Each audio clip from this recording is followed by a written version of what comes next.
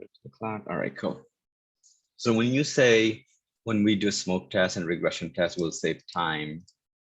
I just want to make sure that you guys understand what these are, and then I'll explain why that will save time, right?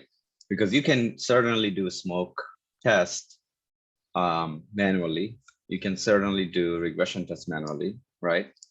And so then how come you're saving time, right? So first of all, smoke tests. When do we do the smoke test and what it is, right? What is Uh, a smoke test, guys? Smoke test is basically to check the developing environment, also check the health of basic functionalities of that application. So I'm just gonna put it in a simple form. There is a better answer to this, like there's a book definition, but for us to understand, just think that it's a health check of the application. So if you are working, and I'm just gonna bring up a website, for example, right? So let's say delta.com, something like that, whatever it is. Oh, okay. Delta Airlines, I guess. Okay, it should be Delta. Okay, there you go. Okay, so deltaairlines.com. So now if you go to, if you want to do a smoke test design, you want to have smoke tests, you want to keep the major functionality, right? Like check-in, trips, flight status. So if this one works to somebody to check in, if my trip works. So you want to see that every major functionality of the application is working fine for you to say, okay, the application is healthy. But you're not going in depth because smoke test supposed to be like 15 minutes at max, right? If it's automation, it's supposed to be 15 minutes, but if you can go like 60 minutes, up to 60 minutes, that's okay. You're still saving time. So depending on your application, if it's complex, it may take 60 minutes, it may take 15 minutes. But the way you design your test is to say, before you dive in and do a lot of testing, which could be regression, which could be system testing, you want to first do a small set of test, which is smoke, to see the health of the application. So now, how many times do you think smoke you're going to run per day, or how many times do you think you're going to run smoke tests per week? That may vary, right? If your team decides to go to production or deploy every single day, then you're going to run this every single day before you go and start doing a regression. And you may end up running this every single day, or you may end up running this before the release, before even telling them, okay, I'm ready to do regression testing. They may push their code into the environment, QA environment, development environment, or production environment. And you may want to run those tests to make sure that the application is healthy. So now if you had to do this manually, think about how much time you would be spending. So even if your automation takes like 3-4 extra days to create, in a long run, you're saving time. So automation is not for today. If you want to save time today, then automation is not the right choice. So just keep that in mind. Automation is for later. Automation, when you spend that time, when you invest that time, you will save time ultimately because you will do repeated testing. You're going to go back and you try to execute those test cases again and again. Now, automation does come with some pros and cons. One of the cons would be, because your application keep changing every 2 weeks, your smoke test needs that update, that is maintenance of your automated test, right? So sometimes it does get heavy where you end up spending a lot of time to fix those tests, but that's still, there is a payoff for that kind of work, right? And then once you have regression, so let's say smoke test is about, let's say 50 test cases. And then you have regression tests, maybe like 300 test cases, right? And this is pretty much true for even for a large company. You can have as much as like, 3,000 test cases, but that's unrealistic in terms of regression, because now you're gonna have to maintain 3,000 test cases. It's just not easy, right? So now you have to have a very large automation team and a very big plan for those kind of maintenance. So now if you have this many test cases, And if your team is comfortable saying, okay, if regression test passes, we don't have to do any further testing. We will go in and we will do some ad hoc testing. Ad hoc means like you try to break the system. You just go in there. You don't need no documentation. You do black box testing. You go in there and you click. You just do a visual inspection and go through the features yourself after the automation test. So maybe you spend another 2 hours after automation test is done, and that's it. So that means you spend 4 to 5 hours and your testing is done. So that's why automation test is very important. And now bring up to the point where every 2 weeks, right? Typically every 2 weeks there is a release. Imagine if this was manual, this too. You would probably have to have dedicated team members who's going to be in charge of this and in charge of this to run that every 2 weeks. Okay, so somebody has to be always occupied to do this kind of testing. And automation basically freeing those 2 people up so that way you can run them on the side and they can focus on something else. Okay, so automation is again not going to catch a bug right now. If you're writing a test right now, you're not going to catch a bug with automation. If you wrote the test today, a week later, you have a potential to catch a bug, is because developers are keep changing the application. So if there's an unexpected change, you will have to go in and investigate and spend enough amount of time to understand this is not as designed. This change was because there is a new feature came in, or this change was unauthorized or unwanted, and now that will be a bug. If it's unwanted, if it's on something that you didn't expect, then it's a bug. So the investigation, part of the investigation will be go back and see for the current sprint, how many stories, and if there is a story that is responsible for that kind of change, right? So if they want that change, then you're going to be fine. If they didn't want that change, but it happened, then you want to create a bug. All right. I just wanted to make sure that we are talking about why automation is such an important topic, and every company wants to have it at some point. So in the beginning of your career, when you join, you may end up having no automation on the first 6 months, but you don't want to go into a mode where you just do manual testing every day and you're happy. I would say you would be spending some time keeping your eyes onto the automation side and giving them a little bit of extra hand and say, okay, can I help you run it? But running doesn't require coding knowledge, right? Can I set up the automation and just basically run 1 or 2 every day and just to see how it is? And at some point you want to write your tests. So that's how you're going to be getting up to speed. Day 1, day 2, you're not going to write automation. It's not possible, even if you have 5 or 6 years of experience. And it is because why? Every framework is different and every application is different. Okay. Otherwise, people would just provide a solution, basically build everything up, right? Like automation tests built up for an application because they already know the application, right? So it doesn't work like that. Everything is done from scratch.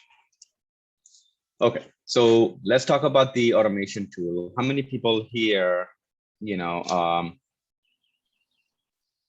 know anything about Selenium at all? I know one or two of you guys know Selenium.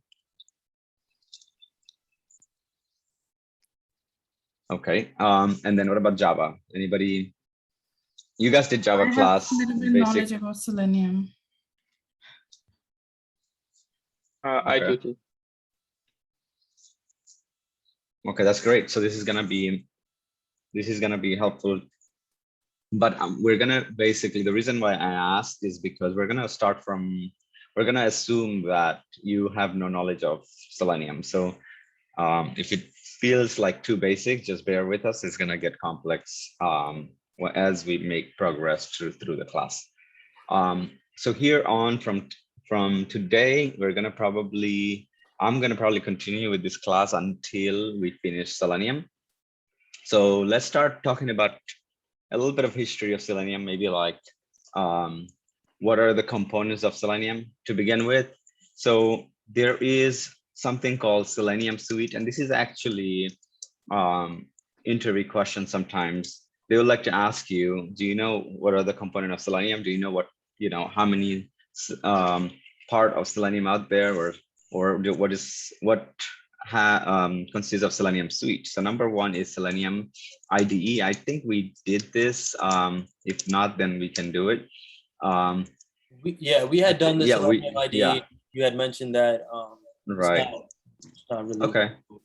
Okay, so that's good. So today we're gonna cover Selenium WebDriver, and we can always go back to IDE if you guys have more questions.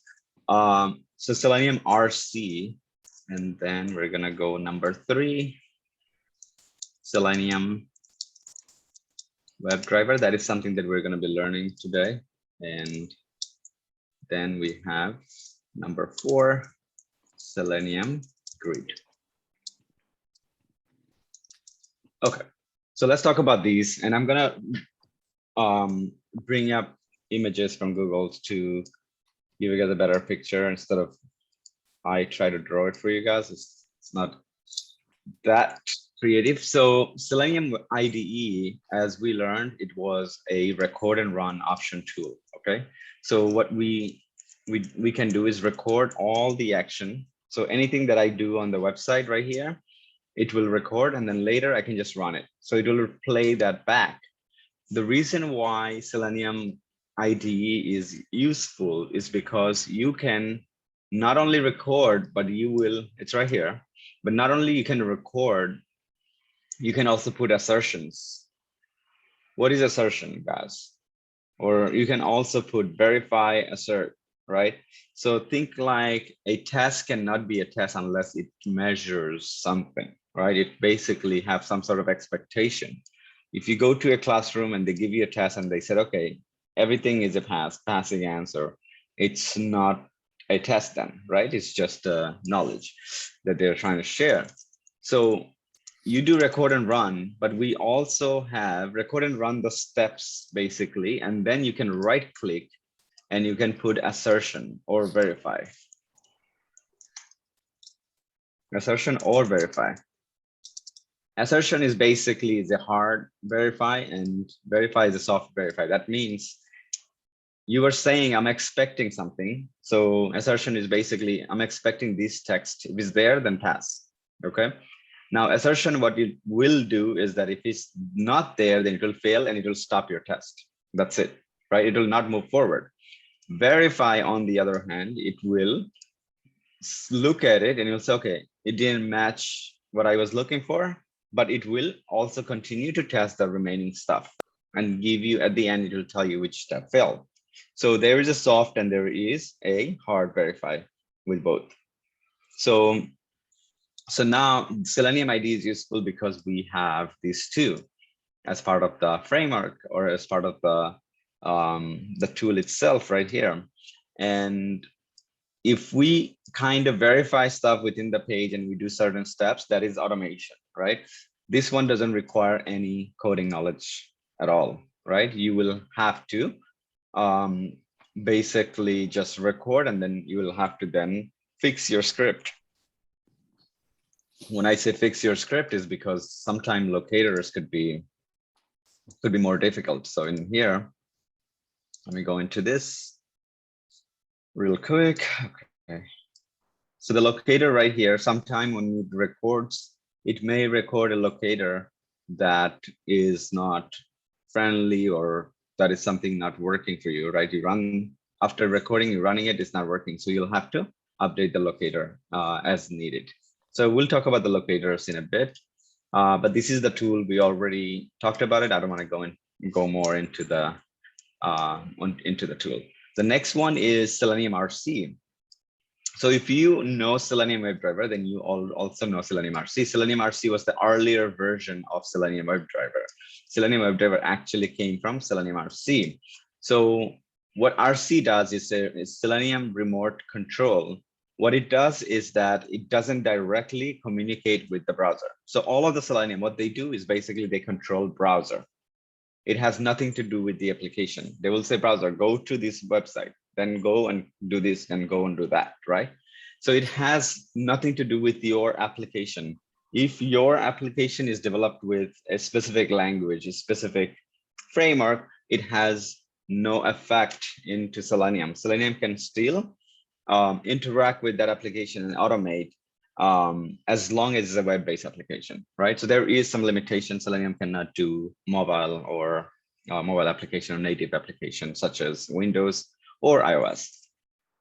So now RC, the way that it communicates, and there is a pros and cons, is that first you have your RC, it communicates through a server, all right? So it has its own server, and then browser listens to the server command. So it does get translation in between, but the problem is that because of this middleman right here, it could be a little bit slow. So even if the slowness, you will probably not notice if you run one test and compare one test against the other, even if it's slow by 5 seconds for per step. For example, if you have 300 test cases, that may be at least 5,000 or 6,000 steps. Now you can calculate your time and see how much time it takes with Selenium RC. Okay, so it is pretty much slower than Selenium WebDriver, but when you write the syntax, the way that you write your test is not a huge difference.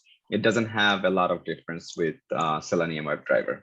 You will follow the same basic pattern, page object model, and all to write your automated test. Selenium WebDriver, on the other side, it will directly communicate with the browser. So again, these two is a browser manipulation tool. They tell them what to do, and that's how we're able to automate, right? It's not like, oh, our framework or our application gets connected and this and no, there is nothing. It's just an external tool, okay? It tells the browser what to do, and that's it. Therefore, it can automate everything. As long as you have a browser and as long as you have a URL, you can automate, right? Because it doesn't really care about anything else underneath. And Selenium WebDriver was designed to mimic human, because this is another important thing. If you cannot mimic human, then the problem here is that you're testing everything based on the machine point of view, right?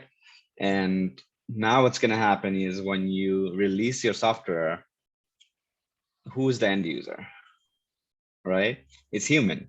So now if the human cannot use the software because you tested everything through the backend, you tested everything through the code, and somehow everything looked good from the code point of view, but then the interaction is horrible, then you're still having that challenge. You still cannot replace the test cases that you're supposed to do, and it will be manual. So just the important thing for us to take here is that any automation tool, they try to mimic human being. So even if they want to type, right? So if I'm saying browser, go and type something, for example, right? So first, I have to say, where do I type? So for example, this one, right? So if I want to say browser, go and type here, I have to find the location of this. How does your Selenium knows that it needs to type here? You have to tell the location. And how do I know the location? You see, like if I highlight this, it highlights the specific input box. This is the location, and it has a ID right there. ID is input, type is search. So I can take either one in order to search for a specific elements. So anything on this page is an element. So this is an element that we want to interact with. So I can say, browser, find me something, find element, right? And then I want to say by, and then dot, let's say in this case, by ID, for example. Now you have to bring the ID. What is the ID in this case? Input, right? So now you put the ID here, and now you're able to tell what to do. So now you can say, okay, I want to type something, send keys. Send keys is the method. So now if you say, okay, how do I remember this? You just have to remember it because this is the method that will let you type something on a input field. So now in send keys take parameters. So whatever you want to type, you put it right in between, right? And you will see that when you run your test, it types one character at a time, just like human being. It's just that it will happen so quick that you will not have an idea that it took that time. It basically took one character at a time. But if you do slow down, you have an ability to slow down Selenium to see how it looks like. and you'll see that it is typing one character at a time to mimic human being, because as a human, we do one character at a time, right? But if you want to mimic a copy paste, then you can also do that using special keys. The send keys takes special keys, and we're gonna also learn about those special keys as well. So all of the keyboard shortcuts, we can actually do it with send keys to do whatever we need to do. So copy and paste, we can actually do that using send keys as well. So just keep that in mind. So Selenium WebDriver, what does it do, guys? We talked about it for 10 minutes. What does Selenium WebDriver do? Who wants to answer that? It interacts with the browser driver, Chrome driver or Firefox driver, and tell the browser to do the next step or to go to the website and do specific things. So it literally interacts with the browser driver. Okay, it does the browser manipulation. So it's basically, imagine like you're manipulating your friend to do something, right? Like throw a party or something. You tell him to do something, and then you kind of have to speak in his language, meaning yes, the way that he will do it for sure. Like if you just tell him like, hey, do this for me, he won't. So you want to give him you want to tell him in a way that he will do it, right? Same thing with Selenium. We're going to try multiple ways. Sometime when you want to say, okay, type this something here and it's not working, you cannot say, okay, that's it. This is this is basically the stuff for me. I can't do it anymore. Nope. You're going to have to try every possible ways to say, okay, what other options do I have? As a QA engineer, you're not limited to just what's there. You're going to have to try, you're going to have to Google and everything. So now let's talk about Googling, right? As an automation tester, do you have the ability to Google at work and find your answers? So one of you guys can answer. Is it okay to do that? Let's say your manager is behind you and you're Googling things. Is it okay or is it not okay? It depends on what are you Googling. If you are Googling like basic things, then I think he will be upset about it, maybe. Okay, and anybody else? Okay, so if you, let's say I just joined today and my manager is right behind me on like Selenium. Okay, let's see. Selenium, how to automate, right? And I'm just going over this, right? Okay, so, all right, let's go to browsers. So I can kind of like read their documents, or maybe a better website, or even like actual Selenium website, and just going through the documents. This is not something that going to affect your job, right? Because as an engineer, think about this way, you're building out something that didn't exist or that doesn't exist yet, even if you're building a test automation. So your research is 100% is needed, right? So if you somehow, let's say Selenium, how to automate drop down, for example, drop down menu, whatever it is. And now you find yourself, okay, let me just open this article and it's giving you step-by-step process and you're automating it, right? And you did the work. How does that affect the managers, right? How did that bother the manager, right? You just learned. In matter of fact, at work, they give you access to Udemy or they give you access to plural sites. There are learning websites that your manager will give you as a goal and say, okay, the next 6 months goal is to finish this course. Okay, so they're going to give you, literally, they're going to give you the courses in Udemy and say, okay, I want to see 100% done by the end of the 6 months in order for you to get that bonus, right? And why do the managers do that? Is because the more you learn, because they don't want to get rid of you, they don't want to fire you. They want to make sure that your mind's opened up and you're able to do more with more education. So they want to enable you. All the managers, especially in the IT side, if they want to get rid of you, the HR is going to ask them questions like, okay, what have you done personally to help that person before you even came to the conclusion, right? But if you're a contractor, obviously there is no room for that kind of, um, that kind of decency. They will basically just say, okay, I hired the contractor to do some of the work and he didn't, so we'll just get rid of it. And HR has no problem because you're a contractor, right? But if you're a full-time employee, me as a manager, I will have to make sure that I'm providing as much as possible from my side to enable you to do this work. And before even get to the conclusion, okay, I want to fire or I want to, it's not going to be 1, 2, 3. If you're a full-time employee, it doesn't work like that. This in real world, it's not like, oh, don't come from tomorrow. Even if they say don't come from tomorrow, call HR. It had happened to us before where the manager is like, okay, you're done. And then we call HR and HR has no knowledge of that, right? And it's because they would probably tell HR, okay, he stopped coming, right? So in a full-time job, you will be given all the opportunity in the world to make sure that you are being successful. And one of the important thing is that don't get limited just because you feel like, okay, I don't know how to do this, then I cannot learn. You can learn as you go. Even at work, you will be learning new things every single day, right? And just keep that in mind. Googling is 100% fine, 100% fine, regardless of how dumb the question can be, right? And that's totally fine. It has nothing to do with your ability of doing the work. If I just say, what is Selenium? If I just write, what is Selenium? And my manager is behind me, he probably laughed it off like, oh, okay. But obviously you did the interview well and all of that, right? So he doesn't have to be micromanaging you and stay behind your chair to see what you've been Googling. But you can Google anything at all. Now, if you have a government job, then we have a problem. The problem is they don't give you access to many of the websites.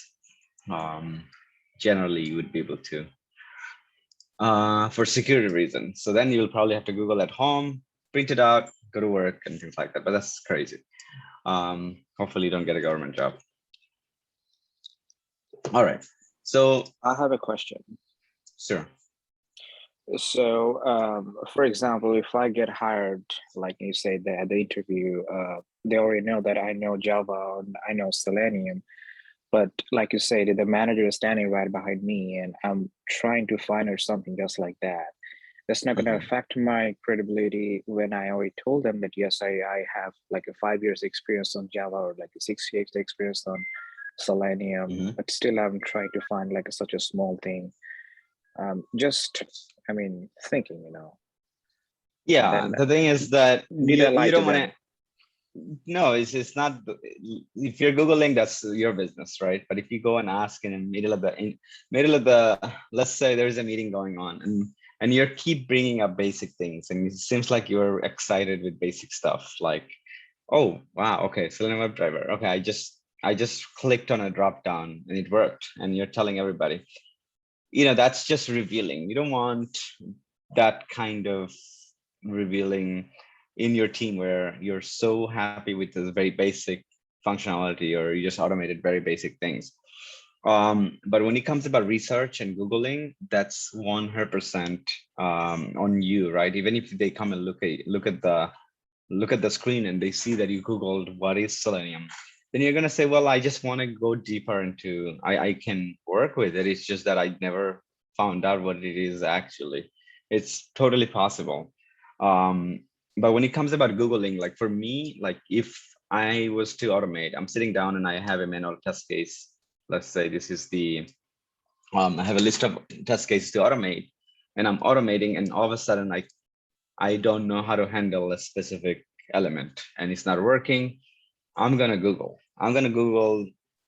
until it works. So I'm going to Google and find every possible solution, because every time you face a problem, there is an answer in Google because somebody else faced it prior to me and they usually post it. And I'm going to try and I'm going to try and I'm going to try until it works. Okay, so that's the way that you're going to automate. It's never going to be, okay, I'm going to show you how to automate and everything's going to look good in when we do it. But when you come and sit down and you try to do it yourself, it's going to be like, whoa, this is too much. I can't. And you'll probably want to give up in your mind. But that's when I will say, no, keep trying and at least finish a few test cases to automate. The moment you finish, then you'll feel that, okay, wait a minute, I got there on the other side. Otherwise, you're going to be like, oh, wow, this is so difficult. This is so difficult. I can't do this. Right? But you will have to do the research. Googling is just the research, part of the research. Okay, so don't just say, I found the answer from Google. You're going to say, I researched and learn about this specific tool, and it basically, that's how I was able to do it, right? Even for engineers, they use this website, actually, W3. You're going to see W3 schools. So the front-end developers, back-end developers, this is like their reference. This is their cheat sheet. Okay, here they will come in, and whatever technology they're working with, it probably has probably has pretty much everything. But this is where I seen engineers, they have this open on their screen, one of their screen all the time, and it's because it's not because they don't know things, they just can't remember everything, right? So this is like a cheat sheet where they will come in and try to use it. But we do have a Selenium cheat sheet. If you guys want, I can share that. So Selenium cheat sheet, I think this is, okay, there we go. This is one of them. So it's a single page with pretty much everything at all, right? How do you do your setting up the browser, Chrome, Firefox, or Internet Explorer, Safari? And then how do you navigate? How do you use locators and JUnit TestNG? So it has everything at all in a single page. Now, if you use this, it's not really revealing like, oh, you don't know anything. It's just that you can't possibly remember everything, right? And that's when you do your research. But just don't go out there and, I would say, like, be proud of something that you may think is huge, but then it may be just the basic thing, right? That's in the beginning, that's like a rookie mistakes.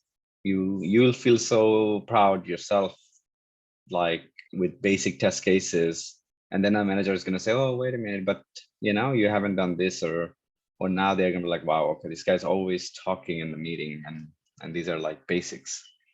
So that's why I would say less talk and more work on the first position. Try to just listen and learn. You don't want to like talk over anybody, and just if they say something, okay, sure, let me look into it. Don't give them right away the answer. Okay, no, it cannot be done. It's this. No. Well, all right. I need to take a look into that and let you know, right? So always give an intelligent answer. Don't have to be right away rushing. And as a QA, we never rush. So just keep that in mind. We never rush. We take our time. Otherwise, quality suffers. Okay.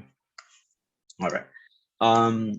Okay, so then we have Selenium Grid. So we learned about Selenium ID, Selenium RC. Again, everything that you can do with WebDriver, you can do with RC. Is just slower. Then we have Selenium Grid, and for Selenium Grid, I do have an image that we can probably bring up. Let's see. Let me bring up the image. All right, which one I should use? All right, I'll use this one. Okay, so with Selenium Grid, what happens is that you have a hub system. So you basically, this is probably a client server where you have this automated guy set up who's going to direct to run your test, right? This is like a master, and then you have a hub, right? In the hub, you will divide your test into different group, and you're going to say, okay, I want this group of tests to run on iOS, this group of tests to run on Android, this group of tests to run on Node. So this is like different. You can do different device testing, you can do different browser testing, and you can even run onto different machines. So these are individual machines, and all of them are running in parallel, right? So the idea is that with Grid, you're able to run the same test multiple places, multiple devices, and multiple browsers if needed, and all of the tests will finish at the same time. So if, let's say, in general, if you run your test and it takes 4 hours, now you're running into all of these devices with different browsers and all of that stuff. because you're running in parallel, they will finish in 4 hours, even though you did more. You tested device compatibility with a different hardware, different, OS system, as well as different browser, and they all finished at the same time. So that's why Selenium Grid is like a companion for Selenium WebDriver or Selenium RC. They will take your test. So if you have, let's say now 3,000 test cases, if you run them sequentially, it will take, let's say, 3 or 4 days to finish.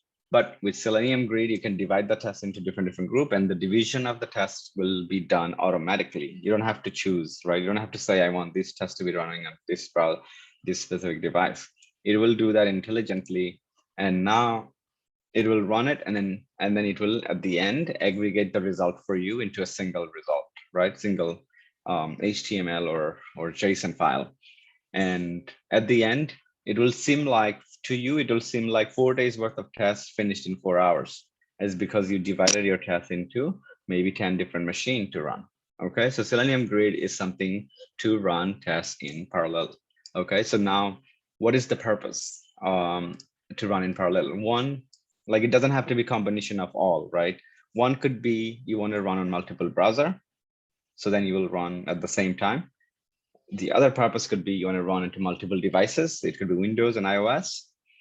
And then the other purpose could be you want to run your test in parallel, so that way it can finish early. Okay, so that means you take the same tests running into one environment, but you're dividing them to run into multiple machines. So Selenium Grid is a companion. You don't have to, you basically use Selenium Grid with WebDriver or RC as needed. Okay. So now let's say you have 50 test cases and it takes 30 minutes to run. Do you think Selenium Grid is a useful tool at that point?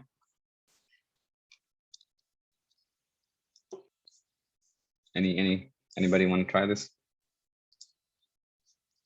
Only 30 test cases, only 50 test cases, 30 minutes runtime. Do you want to implement Selenium Grid?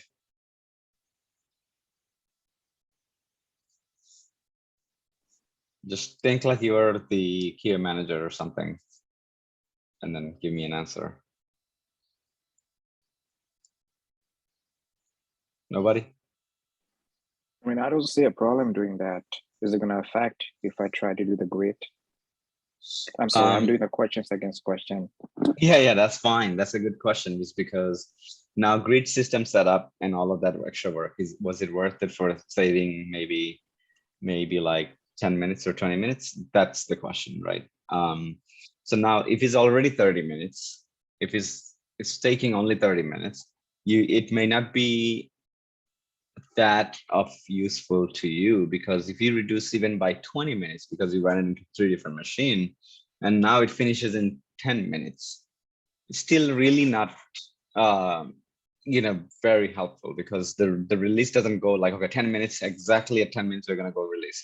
It doesn't work like that. They give you some time, so you could still run your test and you can wait for that 30 minutes. In the meantime, you go into the website and you do yourself some testing to try to break the system. So it's about your money, the investment that you're making. Selenium Grid has to be set up onto multiple systems, and those systems are something that your company has to pay for. And then the configuration will also needs to be done. Maintenance also needs to be done. So it's not really that useful with that 50 test cases. Now, if you have 3,000 test cases, or if you have, like, let's say 1,000 test case, and it takes, let's say, 8 hours to finish if you run them sequentially, and Selenium Grid was implemented, now it takes 1 hour. That is a huge deal. That is going to basically put you in the next,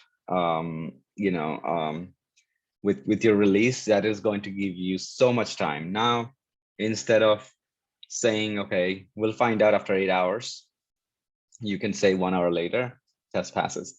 But in that 8 hours, think about what can happen. If you're running all these tests into one single device for 8 hours, if it's a cloud machine, if it's a local machine, if you're running onto your own computer, what can happen in that 8 hours? Anything can happen, right? In that 8 hours, your computer may overheat and now stopped. And now you have to rerun again. Now you have to start again the 8 hours, right? If one test fails, then you'll have to start again after that test passes or fixes, right? After developer fixes whatever changes they made, you have to run it again for 8 hours compared to 1 hour, right? So that's the difference. When you run it for 3 days or 2 days straight, something will happen in between.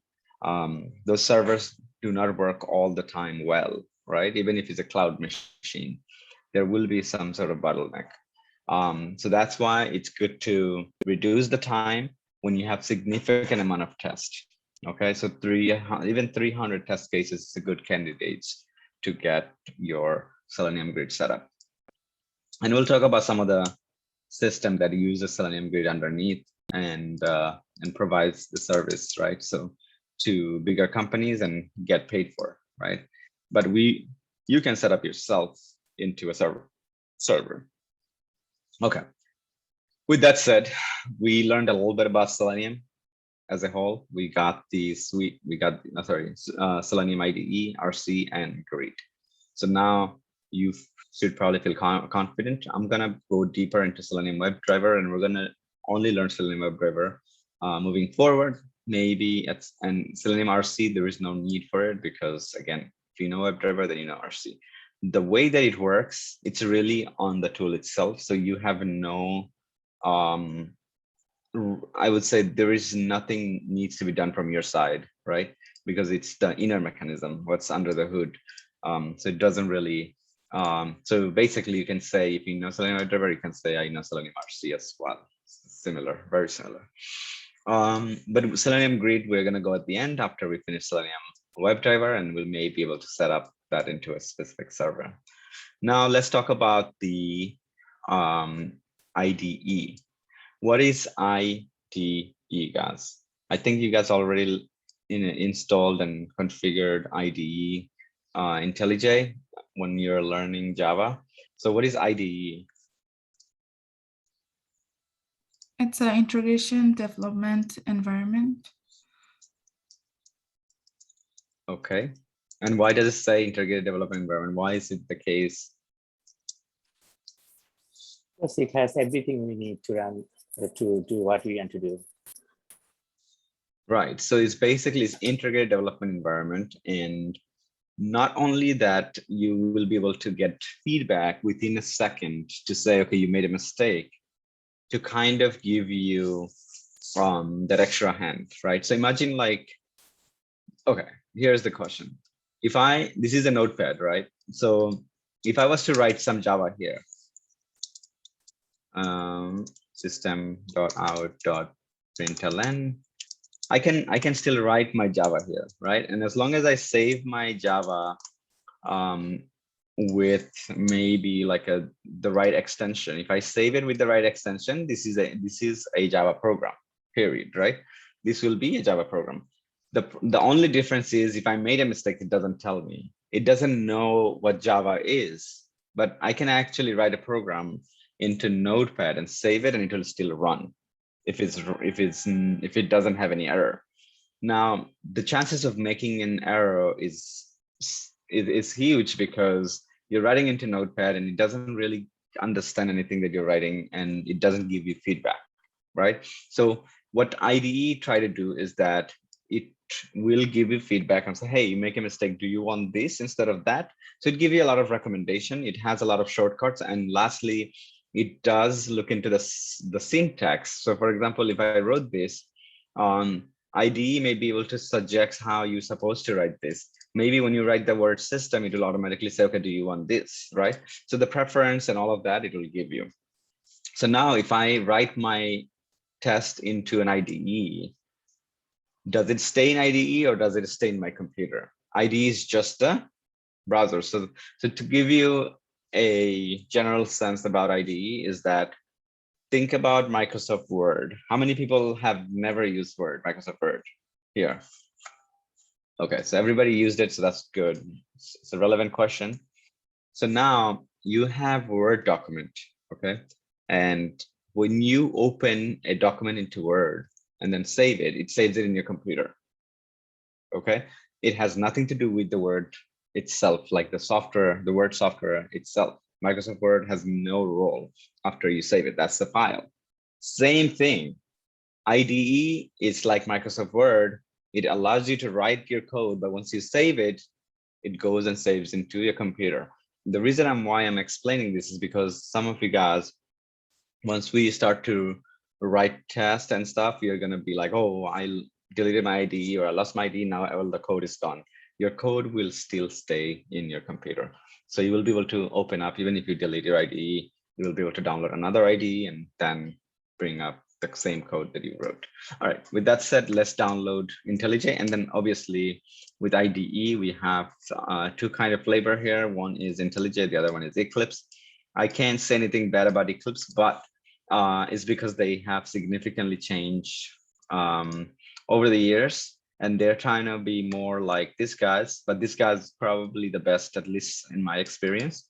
Eclipse, you have to have some configuration. It's like, okay, think about this way. This is your, this is like, if I compare Android, this is your Android and this is your iOS, where these guys try to make your life so much easier by not giving you too many things.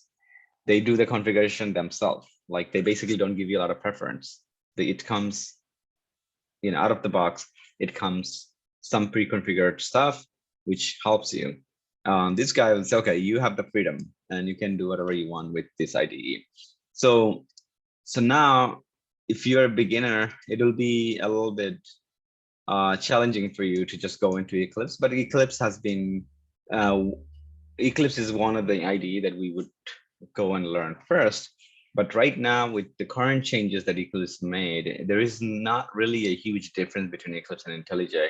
The look, even the look and feel, they change to similarity. So that's why we're not gonna spend too much time with this guy. We're gonna go into IntelliJ, but at some point we will go into Eclipse and give you guys a little bit of overview, because some of the company, they will insist to use Eclipse for some reason. But you can always choose to use IntelliJ. It's really your preference. IDE is something that you choose, whatever you feel more comfortable with. So if one of you guys feel comfortable with Eclipse, you can stick with Eclipse.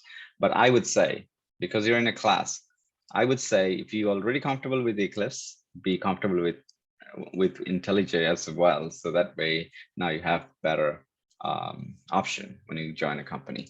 But the reason why I like this tool is because this one has autosave.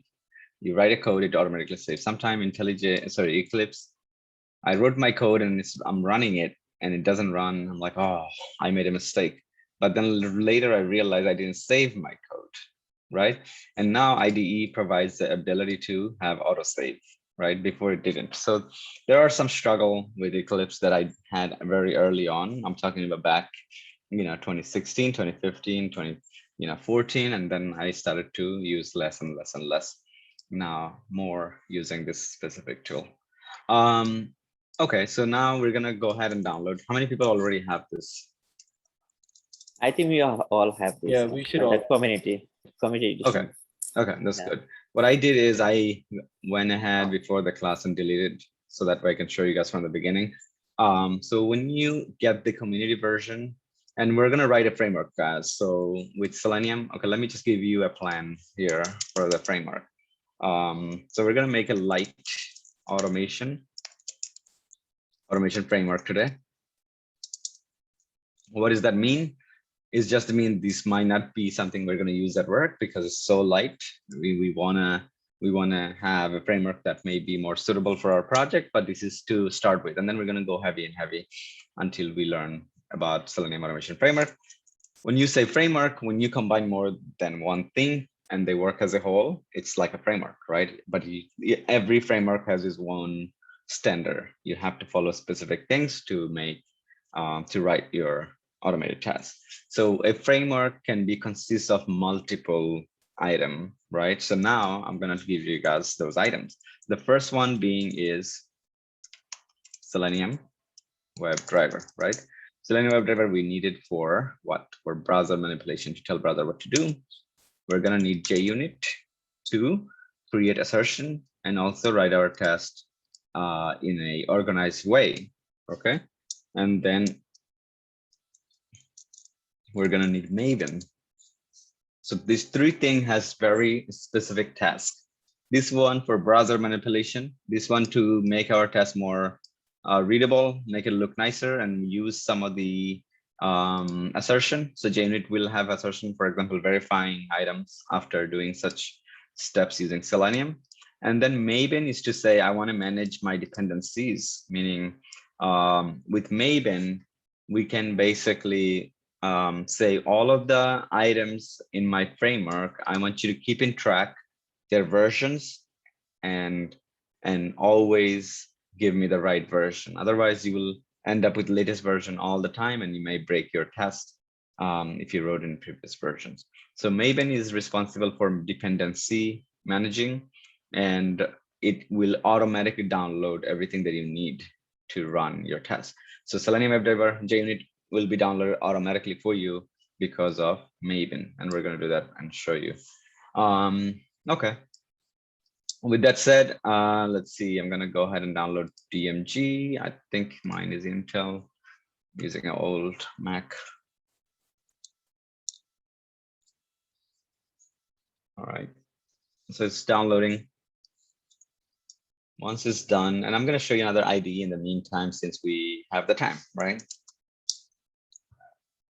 So IntelliJ is done by a company called JetBrain, okay? And I actually like most of their product. So I used, okay, this is one of the other, this is basically a IDE called Rider. This is good for C#.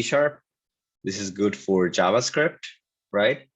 And I use this for JavaScript mostly and writing tests. So for example, this is one of the framework that I was working on early on. And this is not even Selenium. This is not Selenium at all. So now this test, okay, I'm waiting for it to load, still loading. And so basically, you have to make sure that which IDE works well, but most of the framework that you will be dealing with out there is going to be compatible with your IntelliJ.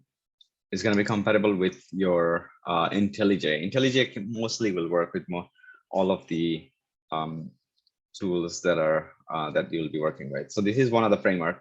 This is how the frameworks looks like, and you may say, oh wow, this is crazy, too many files and folder, but this is just the beginning, right?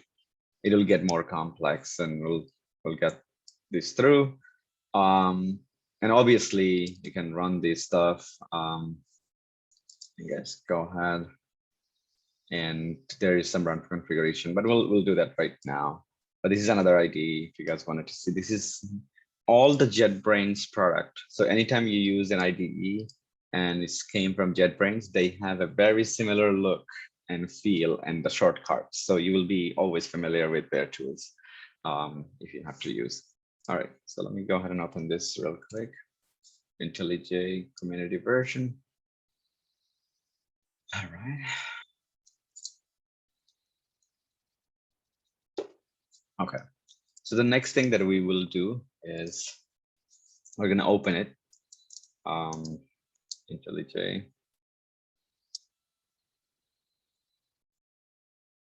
And I'm going to rather go very quickly to write that framework, and you guys can always go back into the video and see what we did. But again, if you guys have any questions, just stop me. I will try to go as fast as I can so I can write some tests before we finish the class today. All right, so now I have IntelliJ here. And as you can see, because I had this before, it kind of recognized some of my framework that I did before. So now I'm going to create a new project. So project, new project. So even if you don't see the screen, you can also click on file and then new project. Okay, so so let's create it from scratch. So if I click on new project, remember we talked about Maven, right? So we'll probably do it with Maven. So we got language build system. We're going to say Maven. Okay, we got the JDK. Since you already have the IDE, I'm sure you guys already have a JDK installed. Now we got to give it a name, right? The name could be light auto test, for example, right? And then you guys can name however you want. The language is Java, Maven is the dependency manager, and then we will have to, 1 second, this became too big.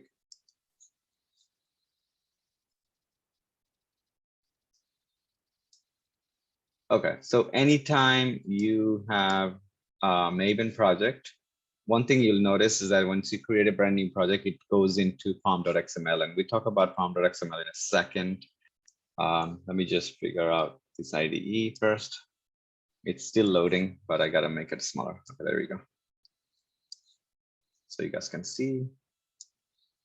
Okay. Let me make this more smaller. Okay, some of you guys are really familiar with this, but I'm gonna speak for those who are not at this point. So now we gave it a name, light auto test. We have the IML file right here. We don't really need this. This actually creates more issues later. So I'm gonna go ahead and delete this. And I'm gonna go into the pom.xml. So we're already in there. Notice that it has Maven already ready to go, right? It already grabbed Maven with version 11 source, right? Now we can start to add everything that we need. We talked about 3 different dependency guys, right?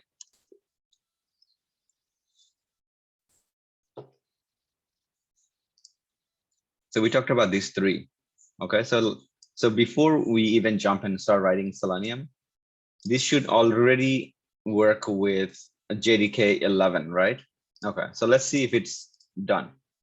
So if you go to external libraries right here, this is where all the libraries are. As you can see, 11, all the Java libraries are already there. JDK is there to go. Do you see anywhere it says Selenium? No, right? No, nothing. No, okay.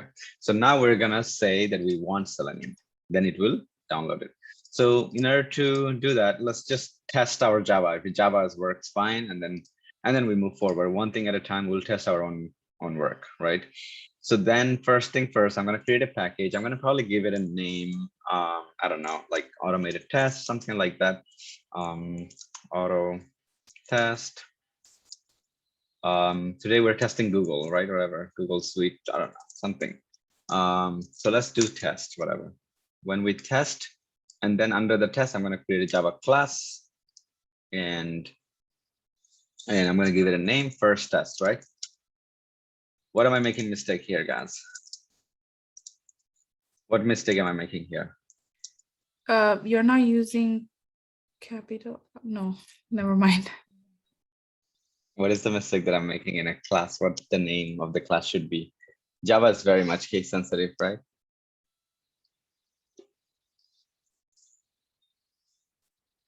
I'll give you guys 5 more seconds. What mistake am I making here? I want to make series of mistakes moving forward, and I want you guys to let me know because you guys did the basic, at least the basic Java, right? So the first thing first in a class is that you cannot have a class with lowercase letter starting. Okay, so just keep that in mind. In Java class, it always have to be uppercase starting. So this is your package. Inside a package, you have a first test class, and then what cannot Java do? It cannot execute unless what do we need, right? In Java, what do we have to have in order to execute our code? Main method. The main method, right? Let me move to some of these things. Okay. So how many people remember the main method? Public static void. Okay. String args. We used to just copy paste Public from previous classes. But static void main. main, and then I think args goes in there too. Yeah. the brackets. And Yep. inside the brackets, there's a Bracket. string. Bracket string. String, Args.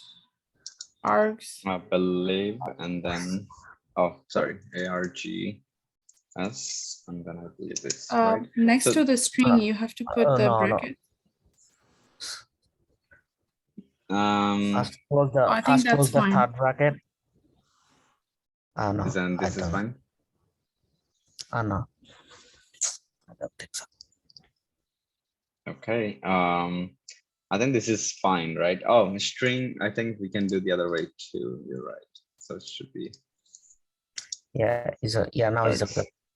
Also, you need another third bracket, I think. Oh, no, that's fine. So starting, this is the Okay. open, and then we have a close. This is the open curly, and then close. Now it's good. This belongs to this guy, right? Okay, so let's see if Java works first. If we configure correctly, if we say system, as you can see, if my IDE recognizes what system means, and it tells me, that means I already know that Java is working fine. So println, and I can say something like hello world, right? And now I already know if I run this, my IDE is capable of running directly from the IDE without doing anything. And now it says hello world. So now I know that Java is fine. Now, if I want to check Selenium, if Selenium is fine, then I can say, let's say WebDriver is one of the, WebDriver is actually one of the interface from Selenium, right? So notice it doesn't recognize WebDriver is red. Okay, so let's get that Selenium up and running. So I'm going to go into my Maven form.xml, and I'm going to say I need a dependency because Selenium is still not loaded. Selenium is still not downloaded here, right? So then I will need to go into a website called Selenium, I guess Maven repository, right? When you go to Maven repository, you have libraries and libraries. It's a lot of tools that you can grab from here, right? So now Selenium is being one of them, and then we can choose which version, right? So Selenium Java is something that we're looking for, not the server, okay? And so if you look for Selenium Java, and then it tells you which version do you want. It's telling you like, what do you want? So now we can change, we can get the latest, but what is the best practice at work? We don't get the very latest one because this might be still have some bugs and issues that we don't want to deal with. So generally what I go and see how many usage, the higher the number that is, I think that is more stable for us to grab. So let's see a higher number. As you can see, 3.1.41, people still haven't moved into the newer version because it's going through a series of testing. So we can just go with 3.1, but 4. Is really, you know, if you want to test try, 4 is probably the best because a lot of changes has been done, but we're going to go ahead and start with 3, and then we can go to 4 for the next framework, just because we want to learn about 3 as well, right? So I'm going to grab 3. Notice you have Maven, Gradle, you have Grape, and other dependency managers, right? So this is the dependency that we need. Once I go ahead and take it and I'm going to paste it here, and now the Maven is saying that with an icon, oh, you have a new items in here, but most importantly, this is red, right? And it's because you will have more than one dependency. You got JUnit still needs to be added, but this tag is for a single dependency. So you have to put into a, right? You have to put into a parent directory, right? So this needs to be inside of dependencies, okay? And now it's no longer red. I'm gonna go ahead and fix it. There is a shortcut, Command Option L will fix your code to be nicely formatted. If you are Windows, Control, and then your Windows button at the same time with L will fix this to be a nicer format. So now that I have this, you see the M came in. What if the M wasn't there for some reason? Then you can still click on that hammer to build a project. So now I just want to show you before and after effect. Only JDK is in here, right? And Java. If I click on this guy or this guy, it will start to download, as you can see in the bottom right here. Import Maven projects, right? It will start to download things, and I think it's finished. So let's go into our external libraries, okay, and see what happened so far. All right. And now that we're going and we're saying Maven Chrome driver, Maven Edge driver, Maven Selenium. Okay. Selenium IE driver, Selenium Java, Opera, right? All of those drivers are automatically loaded along with the library that we need. Okay. So Selenium is good to go. We're gonna use JUnit in a second, but at least we got one dependency up and running. Now we wanna check that if our Selenium is also good. So WebDriver. Notice like the second one, WebDriver org openqa.selenium, right? So it knows exactly where the Selenium is within our project now that we have the dependency within our project. And this is the magic of Maven. Now, what is the alternative? If you didn't use Maven, what is the alternative? The alternative is that you would have to download these files. These are the jar files and put it directly in here yourself. Maven just did everything for you just by grabbing this small amount of code snippet. You got this XML code from my website. You know which version do you want, and it did it for you automatically. Okay, so you see, it even tells you like, hey, you're using the previous version. Do you want to upgrade?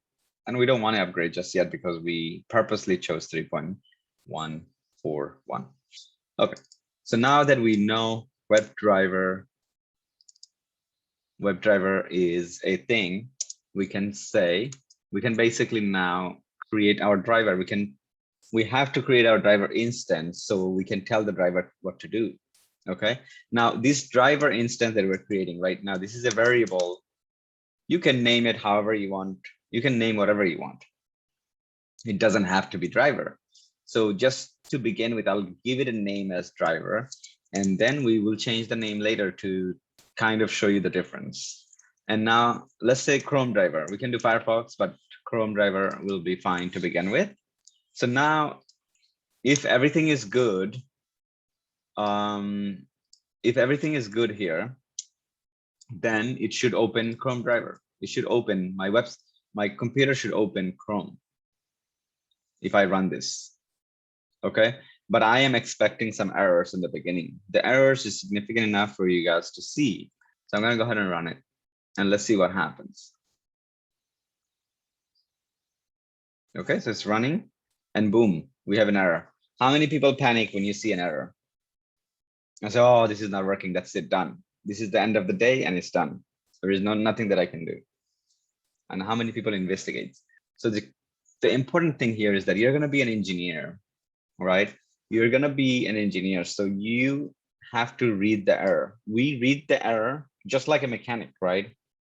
A car mechanic. When he sees error code 412 on the car dashboard, he doesn't go and panic and just say, okay, that's it. I can't do this.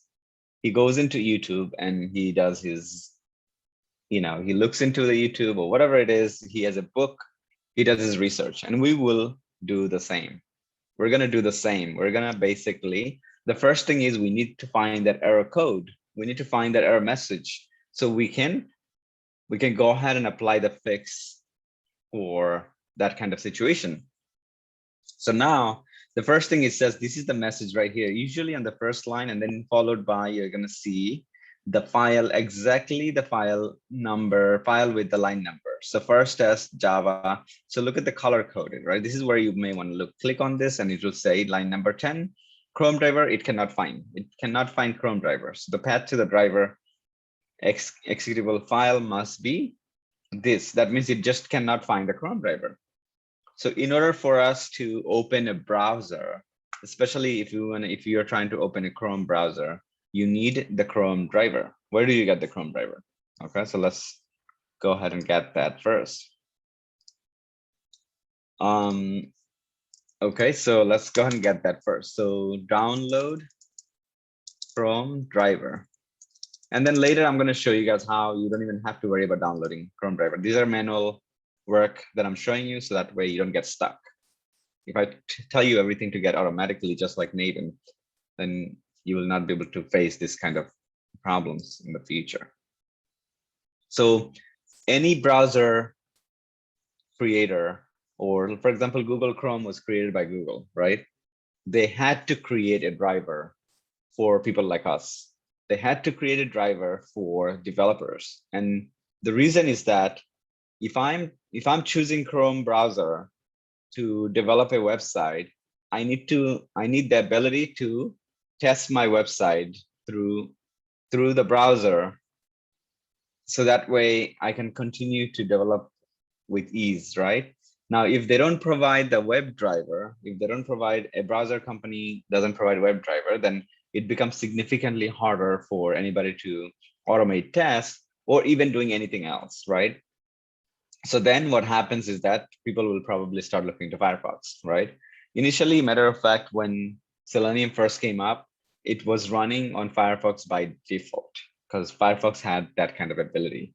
And then obviously Chrome had similar abilities, but it was significantly harder. But over the years, they made it easier. Now Chrome is the easiest to automate with. Okay, so now how do you know which version of WebDriver, Chrome driver do you need? If you have the Chrome browser handy, you go into the Chrome and look into the version. So if I have the version of Chrome driver 1.3, it has to be the same thing, 1.3 driver. So I'm going to go ahead and download this. So I'm a Mac user. If you're a Windows user, this is for you. So I'm going to be a Mac user. I'm going to open it. I'm going to have to unzip this file. Okay, and I'm going to unzip it. And this is my Chrome driver. And I got to keep this somewhere. So in order to make it more handy for myself, I'm going to keep it within my repository. So here I'm going to give it a folder name. I'm going to create a new folder directory, and I'm going to say drivers, for example, right? This is where I'm going to keep all my drivers. Okay. So now, because I may run it on Firefox as well, right? So then I will keep everything into this folder. So now I got to go back to my Chrome driver and then drag it and drop it right there. Okay. So now refactor and it's done. So now I have this. Okay. So now I will have to, even though I have the driver, I need to tell my web driver that, okay, the driver is here. Okay. So I'm going to tell it first, right? I'm going to say system dot set property, and it has two different string that it takes as a parameter. Okay. Okay. The first one being from here, right here. Okay. So this is where it needs to set to if you are using the Chrome driver. And the second one is like the location of this guy, right? The path. So I'm going to right click. I'm going to say, I need the relative path copy. And I'm going to say, I need the path from the content root. Okay. So for Windows users, you're going to get the same. The only difference is that this file will have .exe on it. Okay. Okay. Now if I run it, let's see. Okay. For Mac user, you're going to see this warning. Okay. For the first time, you're going to see this warning. It says Chrome cannot be opened because the developer cannot be verified. Do not panic and say, okay, I'm done. You will have to now go into the setting, okay, and tell your Mac it is 100% a-okay. So I'm going to go into the security. I'm going to go into general, and now I'm going to basically cancel this, and then it will tell me like Chrome driver was blocked from use because blah blah blah. So I'm going to say, okay, allow this. Okay, so allow anyway. Now I'm going to run it one more time, and now it tells me this. Oh, right here, 1 second. It tells me this. Mac OS cannot verify the developer of Chrome driver. Are you sure you want to open it? Yes, I am sure. And now my Chrome driver opened. Okay, so now that the Chrome driver opened, sorry, the Chrome browser opened, as you can see, it does have a banner right here saying Chrome is being controlled by a automated test software. That is our Selenium.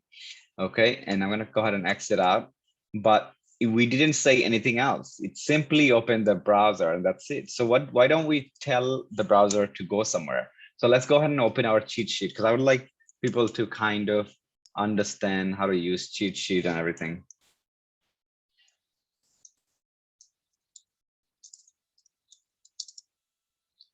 Okay, so cheat sheet right there. Okay, so this is, oh, never mind. Went to cheat sheet of what, right? I need to be more precise. Selenium. So Selenium WebDriver cheat sheet. Let's see which one is better.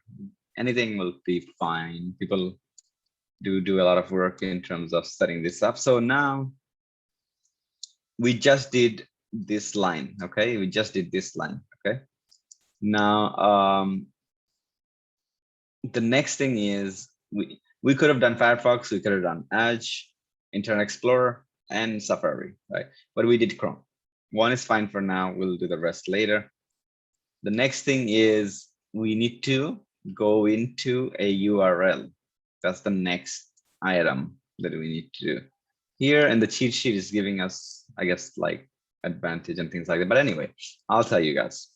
The next thing is you tell your driver. So you see, like, this is the driver you created. This is a variable, correct? So you can call it anytime you want. You see driver, it didn't listen to you, driver. And then if you do a dot, it says, what do you want me to do? Do you want me to close the browser? Do you want me to find something for you? Do you want me to get something for you? Do you want me to, you know what I'm saying? So it tells you as an IDE, it realizes what can be done with this guy now that you created this guy. And it gives you all the possible options. But which one do we need here is that we need the method called get, okay? We're gonna do driver.get, but in between there is, you see, this is upset for some reason. It says get cannot be applied to this. It needs something. It needs a string. So what could be that string, guys? What could be the string? If you want to get something, especially if you want to go to a website, what is the string that you want to put in there? Address. The address of the website, right? So now there is two ways that you can do it. If you guys learn Java, tell me, how do I create a variable, string variable in Java? Who can tell me that?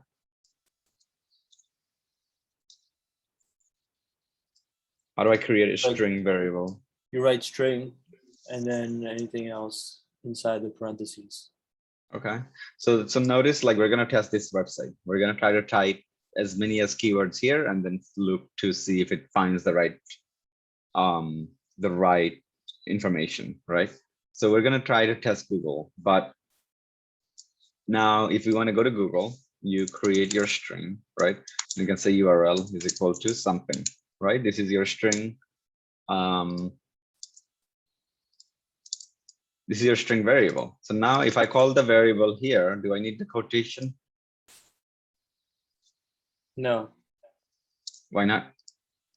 because you already established that the URL has the quotations in it. Exactly, you already have that definition there. It knows, the program knows what URL means. It doesn't have to be in code. But what if I put it in code? What do you think is going to happen?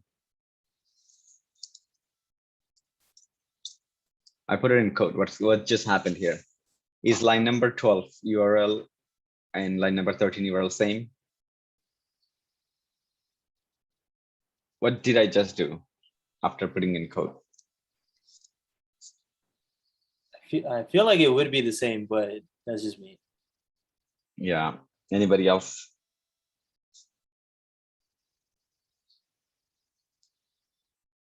So what I just did is that I declared a variable. This has a meaning. This is equal to this URL. Okay. Then I'm saying this is just a separate string. This has no relation with this guy. Because anything you put it inside of quotation is a string. It doesn't count as anything at all. So the variable, what is the meaning of that? Nothing gets picked up because you're saying that this is a separate string.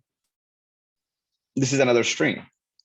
So if you already have predefined variable, Because of you the have code. to, yeah, because of the code. Yeah, because of the code, it's not the same. It's two different things. I just basically said that, okay, I declared my URL, but then here I'm saying I have another variable URL. That's it. I have another, string URL. That's it. But it doesn't have any name. That's what I'm saying in line number 13. So, all right, let's look at it. Let's see what just happened. Let's go ahead and run this real quick. And anytime it says process process with, okay, let's run this first. It went to Google and it's gonna stay there because why? Why is it gonna stay there?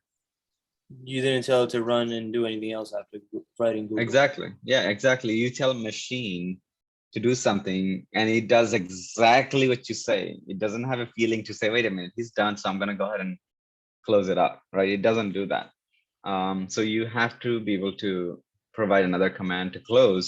But I just want to talk about this. When it says process finish with exit code 0, that means there is no error. This is a Unix exit code. And if you have 1, that means it's an error. There is some sort of error. There is a problem somewhere. And when you see something like this red, and it doesn't bother your test, but it just says suggestion, it just says do this and do that. Really, that's up to you if you want to minimize this kind of warnings, but this is fine. Okay, this is just to tell you that you're using Chrome driver with this port number, whatever it is, 9480 and things like that. This is just for you to do more debugging later. Okay, so now that we are able to go to URL, if I was to say, I wanna basically write something in here, like in this specific box. And we talked about this. In any automation tool, and I can challenge you guys here, there are not just one. Selenium is not just being the hottest one in the market. There are a hottest one right now that people pay thousands of dollars to implement and use it in their company. And there are better than Selenium too, right? What is something that they have common in terms of automation? What it is something that they have common is that any automation tool, they have to realize one thing is that where do you want to click? What do you want to do? What the targets needs to be defined. You cannot just say, okay, go ahead and click on search box, but you haven't give where the search box is. No address, nothing, right? So now we have to provide our Selenium to say, hey, on this application, there is a box and the box has an ID that I want you to use to find, and then just go ahead and write something there. Okay, so you have to always give the location of your element. Now, anything in this page, if I say element, that means this is a web element, but this is a button. Everything has a type. So this is a button type web element. This is an input type web element. This is a link type web element. This is also a link. This is also a link, navigation link, probably, right? Anytime you hover over and you have that hand, that might be a link. How do I know it's a link for sure? This might look like a link, but it may not be a link, right? So then I would go into my developer tool, it's called Inspector, if you have Chrome. And then you just go ahead and select by selecting this and click on this. And if that starts with a tag, you see a right here in the front, that is a link. That is 100% link. Okay, even if it looks like a link, sometimes it may not be a link if it doesn't have a. The Selenium will go ahead and interact with this element. If you are saying I want to click this link, then it will work because it has the a tag. If this didn't have a tag, it wouldn't work. Okay, so you have to keep in mind. Sometimes you'll have to also look into the HTML. So now if I want to click in here and go ahead and type something, I will first click on this and find the input. You see input box, not this. This is the container. This is the actual box. This is where we type. Input field is where we type, not the box. So if you find the location of this, it doesn't really help a lot. So you go into this input box, and then you find something that you can use to write. So now it does have a name, but it has to be a unique name. You find title, and it has to be unique title. So now if I want to see that if the name is unique, I can do a test right directly on the browser. Notice if I do Control F, it basically gave me a small window in the bottom to say find by string, selector, or XPath. So what I'm going to do is selector, and I'm going to put my name into, you see, name into a square bracket on both sides. And now it says 1 of 1, And then it also highlights this and that, and it doesn't have more than one. So Selenium, remember, Selenium cannot just go ahead and do something for you if you have more than one element with the same name. So if I had another element that had the same name, then Selenium would come back and say, which one? Which one do you want me to click? So if you tell Selenium, okay, go ahead and write something on this box, and there is 2 boxes with the same name, it will say ambiguous request or something. There will be an error message, and it will say, I found 2 of the same kind. What do you want to do? Right? So that's why before we say, okay, this is our address, this is our locator, we want to test it out on the browser itself to make sure that it is 1 of 1. So now that we know the Q is the name and it's 1 of 1, I can go ahead and use Q. So I can say driver dot find element, okay, and by dot. Now I have variety of options. So as soon as I say by dot and it says name, class name, ID. So now we're going to talk about the locators. How many locators can we use and so on. But this one we specifically has a unique name, so we can use by name. Okay. And then I'm going to say Q was the name, right? As you can see, this is, I'm not making this up. It came from here. So I put the Q right there, and then I'm saying something. I'm saying send keys. And I'm saying, okay, go ahead and type something. So let's say we're typing, what would you normally search in Google? So let's say you're looking for a MacBook Pro.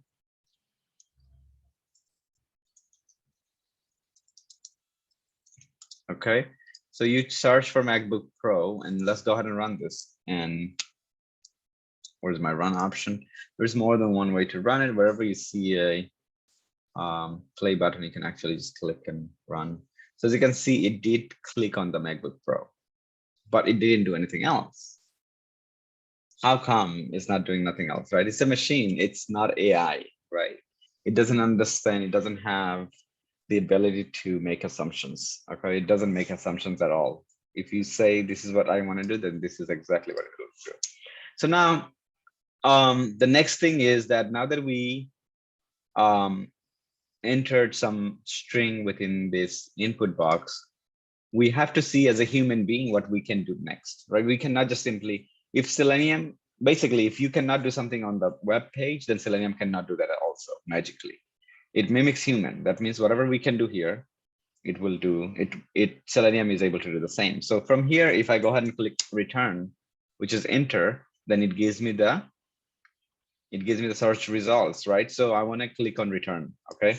So now I want to click on return from the same exact field, because that's what I did as a human, right? Is it not?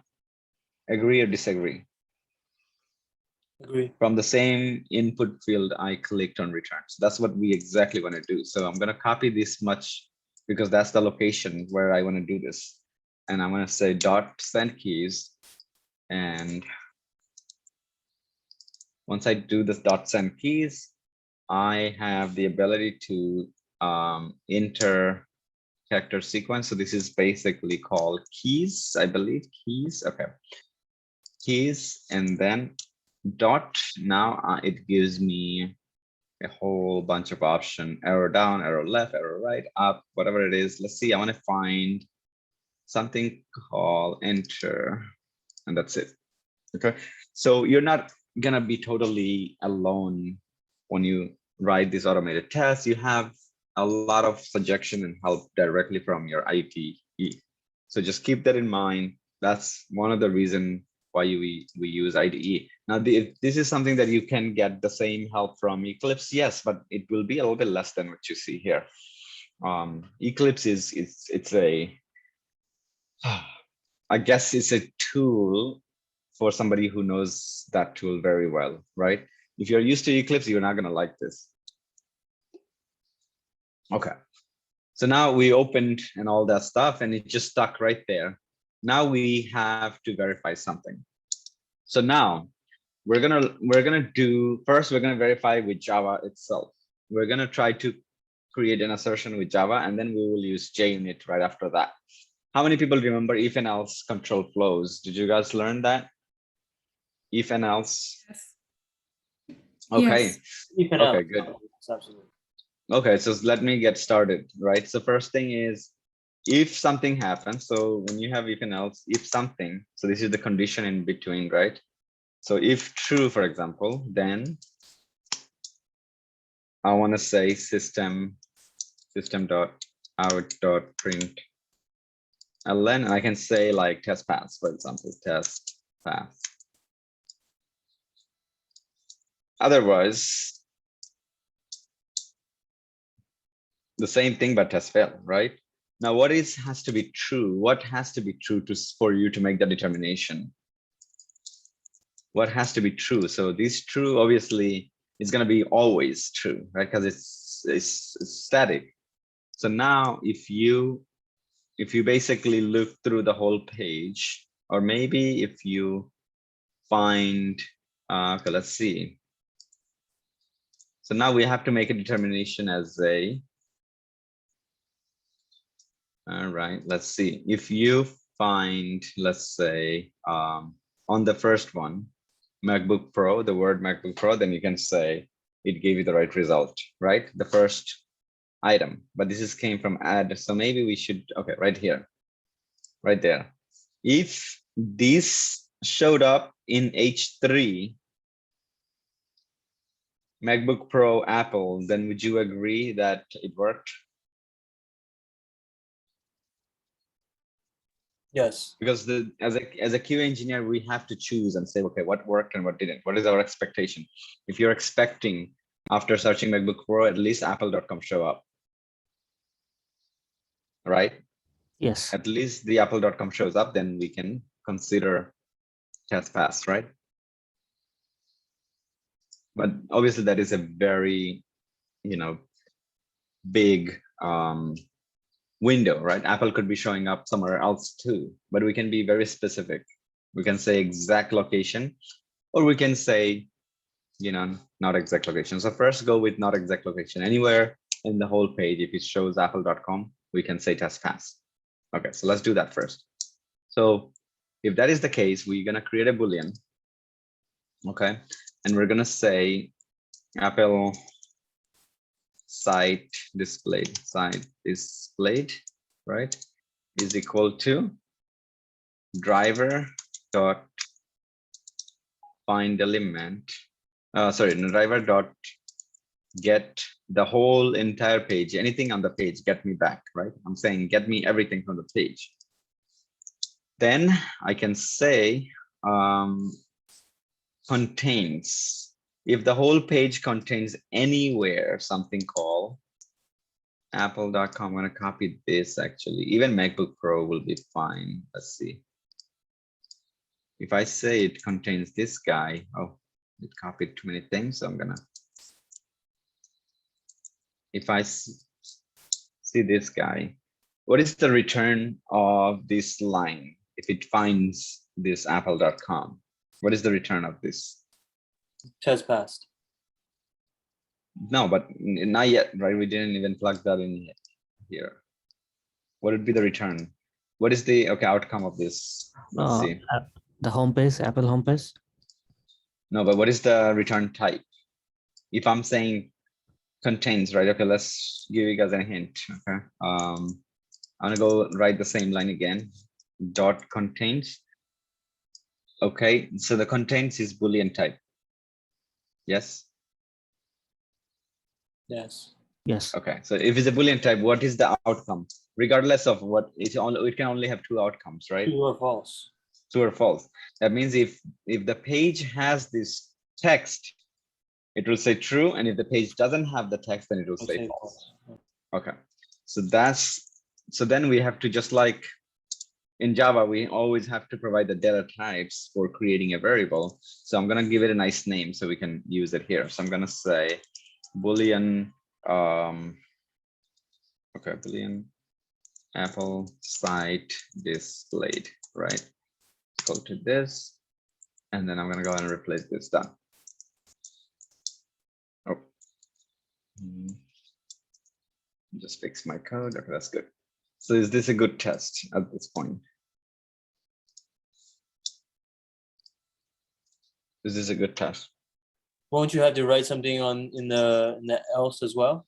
In the brackets of the else. So no, else doesn't take a condition. Else could be anything. Anything else besides? Exactly. So remember, if the first condition, if it's true, only then it will do this. So the outcome, if it does show this URL, then it will say true. So if this is true, then it will print this.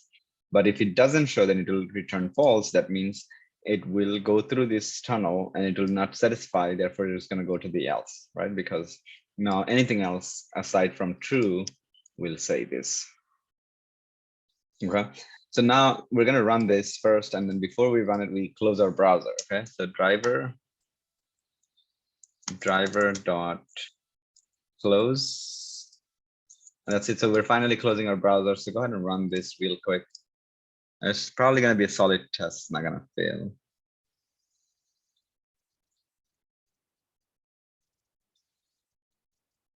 Okay, test pass, right? So now, how do you know that if your test is working properly? And this is something that we have to do, like when we do the automated task, when we write it for the first time. How do you know your test is working fine? Do you just say, okay, now I trust my code, or do you test it yourself? Do you test your own test or no? Any input? Well, at the bottom it says the test code entered with 0 issues. So I would assume that's the reason you find out that your code is fine. Yes, but then there is a way to test it. So if you, let's look at the expectation. If you're looking for MacBook, you're expecting the actual apple.com to show up in the whole page somewhere. So now let's say you want to test, what if that doesn't show up, if it's going to work properly? So now I will replace this with something like this. I know for a fact this code, no matter what, this is not going to show up in the page. Agree? Yes. Okay, so in this case, it should say test failed, right? To see if my code does the right thing. Imagine like it, no matter what I say here, it always say test pass. And then always happy, you're going for like maybe 6 months and your test never fails and you're happy. And then one day you guys released and nothing works, but your test always passing. False positive kind of issue, right? So now I want to see if my test is doing the right thing. If this is something that should not show, then it should tell me if the test failed, right? Go ahead and run it. My expectation is to say, okay, nope, it failed. Test failed, right? So that means at least the test is pretty solid. It can recognize things that I'm looking for. So this is how you can test your test. Sometimes you will provide data that you're not even expecting. All right, so all these things that we wrote, can we replace this with something better, more readable? So that's when we need JUnit. So far we are familiar with Maven, right? Any question about Maven? What Maven does, right? It manages dependencies. You just tell Maven what do you need, okay? And it will install it for you. So now if I copy this whole code and give it to you, you don't have to go and find the libraries and do one at a time. You can just go ahead and click on this hammer on the corner and it will automatically install everything to your computer because it knows exactly what is the version of that specific tool you need. Okay, and that's why Maven has been helpful. All right, so the next thing is we're gonna go and find JUnit. So let's just go ahead and Maven repo, whatever repository. And then we want JUnit. Uh-oh, okay. So it doesn't like, because this is a browser created by our automated tests, and they don't want you to automate this website because it probably costs them money for you to have high traffic because you automated it, right? So that's why you will see something like this. So I have to go from a real browser, regular browser, right here.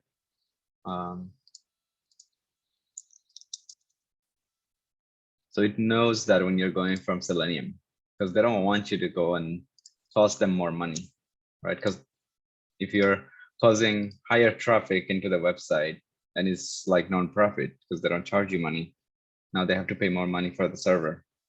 Okay, so we got the JUnit and you can choose, right? So I think this is fine. This has the higher, okay, you know what? 4.12 looks like the highest amount of usage, 59. So it looks like we can use that. Maybe we take the dependencies right there. That's the next one. And obviously as class goes, the next class, we're gonna have few more dependencies and we're gonna learn one at a time and how that is different. Okay, but as soon as I saved, notice like the M with it says load Maven changes. So you can click that or you can click the hammer. Regardless, you will be able to download all the dependencies. You see it's doing it right now. So you imported JUnit 4.12 is already loaded. Okay, so now that is loaded, I can write the same line of code.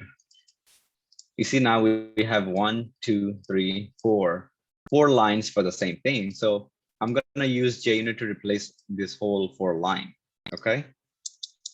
And it will be a single line. So now I'm gonna say assert. Assert, notice is coming from JUnit, so assert dot assert true, something like that. Hold on a second, assert equal. I gotta find assert true, assert false. Okay. Okay, there you go. Assert true, Boolean condition. And all I have to do is this. And that's it. This single line will verify. Okay. This is the hard verify. We no longer need this whole line right here. We no longer need this. Okay. So now if you, so this is assert true, you can actually write maybe a custom message here, condition, let's see. No, it's probably, it has to be outside or something. Okay, let's figure that out. But I thought it, let me just look into this. Okay, so it has value, Boolean condition, and it takes without a message, right? So it doesn't take a message. Otherwise, I would have shown you if you want to customize the message. Anyway, so now we got this.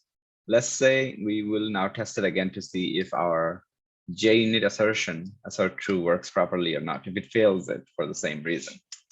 So here I'm going to type some gibberish. Obviously, this is not there, so I expect my test to fail and tell me what failed. Okay.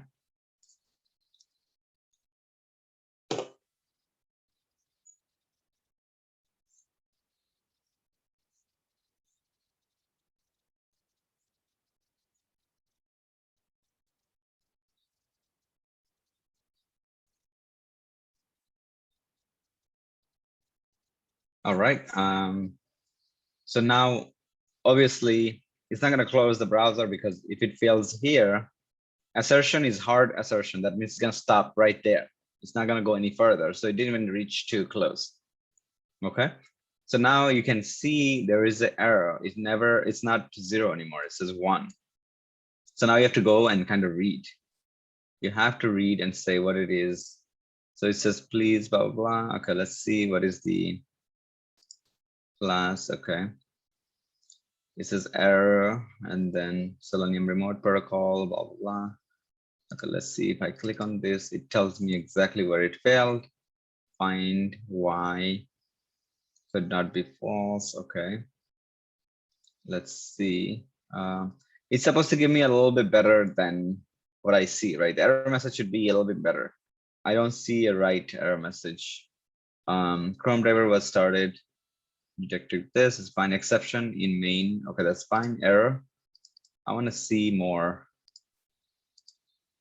Yeah, it doesn't like, it should say like why, what it is that it has problem with, right? So it's like, okay, I'm looking for this, but I didn't find that. So yeah, so but you know that it's an assertion, assert true, but it didn't find. It can only be failing because it's false. Okay, so that's something that you have to assume. But there is I mean, I guess like we're in a different version, but there is error messages that are more friendly than this, right? And let me see if I can customize this error message actually, because this is not very helpful. So if I go into this,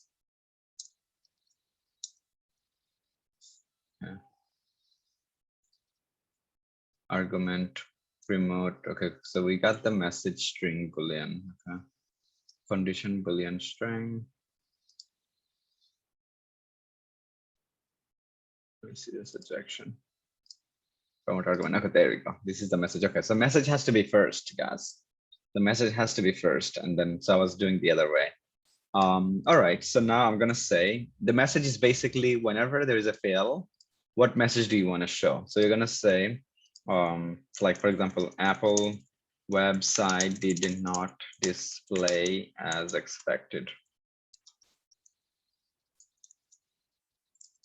So now we should probably see a better messaging if the test fails. So let's run it.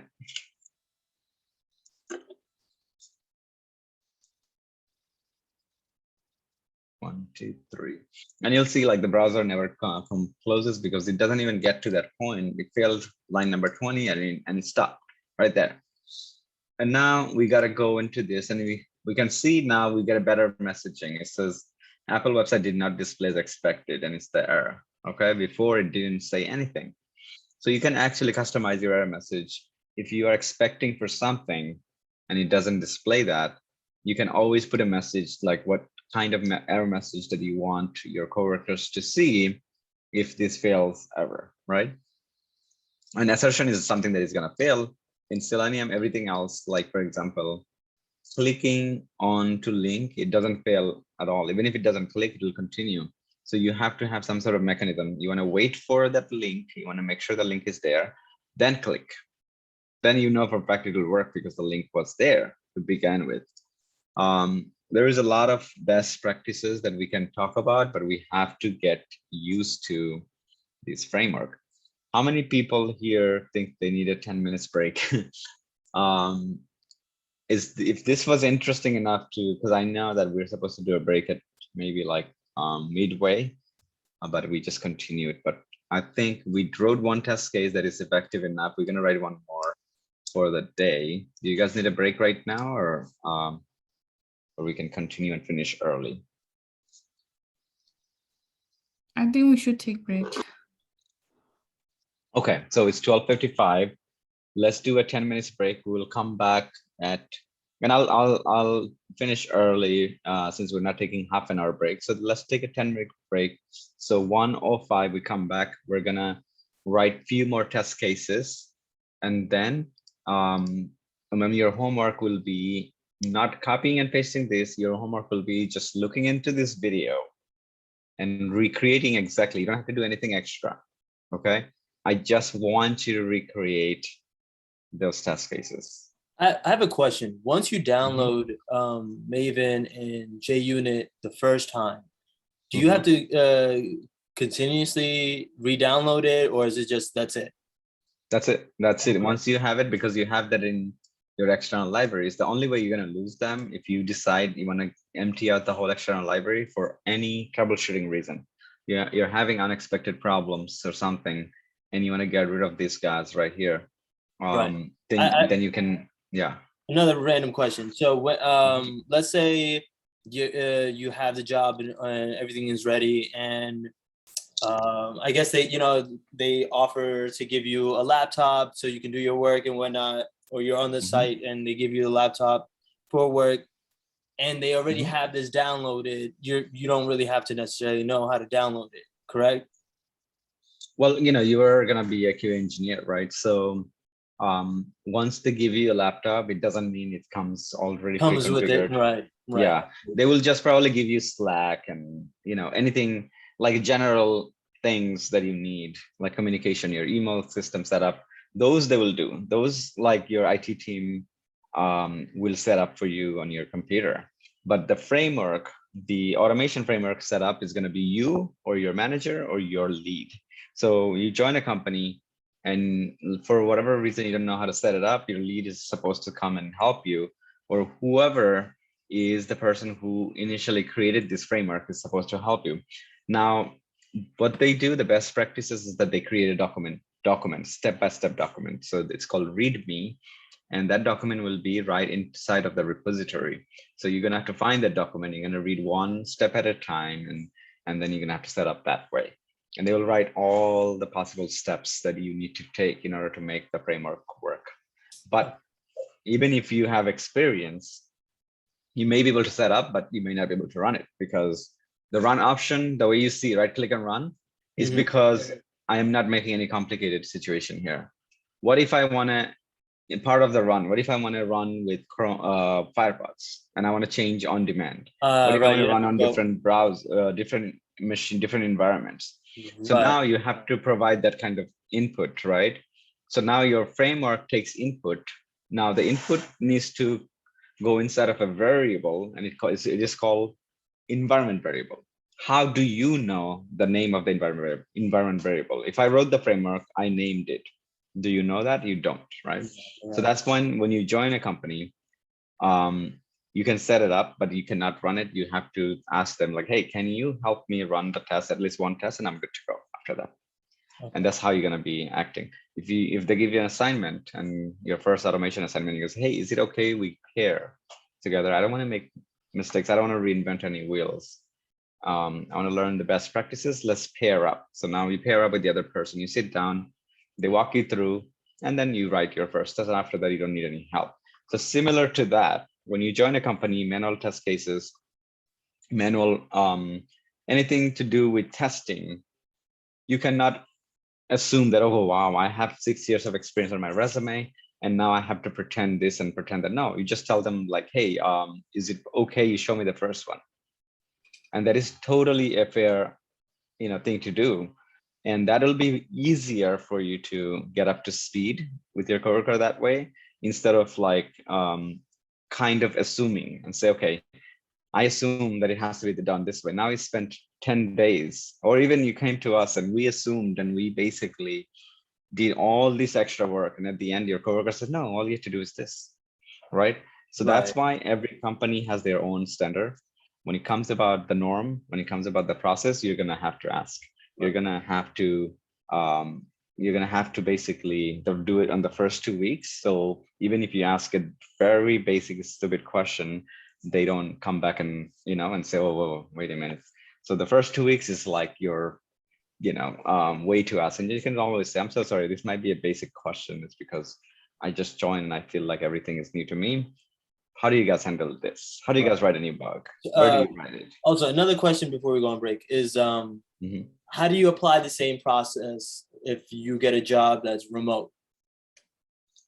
Yeah, same thing. I mean, what is the difference between remote and person? In person, it'll be more intense than remote. Remote, you'll say, hey, do you have half an hour tomorrow? And the guy says, yes, I do. Then you set up a meeting on his calendar. Right. And it's not a favor, right? You gotta understand one thing. When you ask your coworker for help, it's not a favor.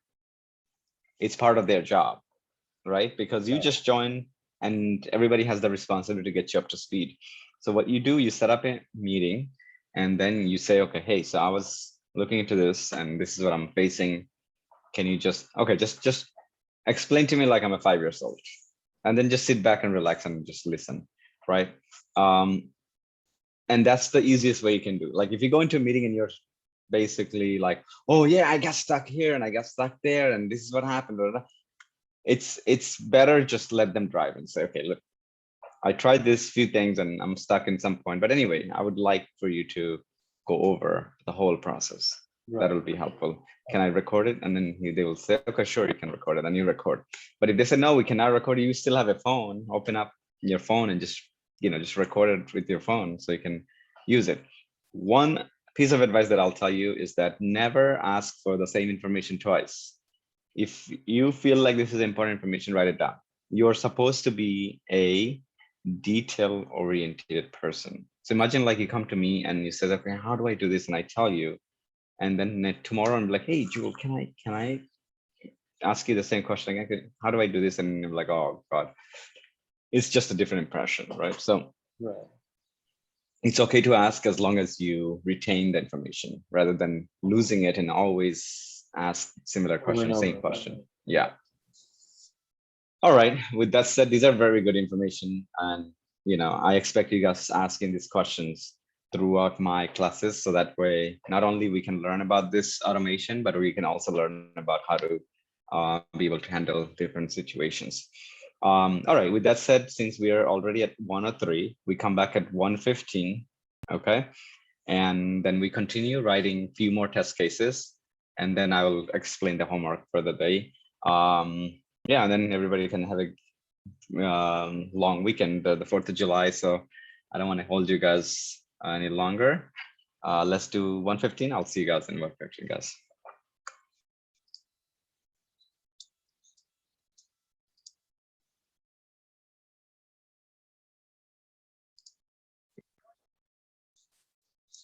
All right, so we got the first test case. Anybody here can tell me if this is a complete test case and if it's why or why not, right? And this is something that we can use. Can we use this at work? I guess let's just ask a question like that, and then we go and start writing more test cases.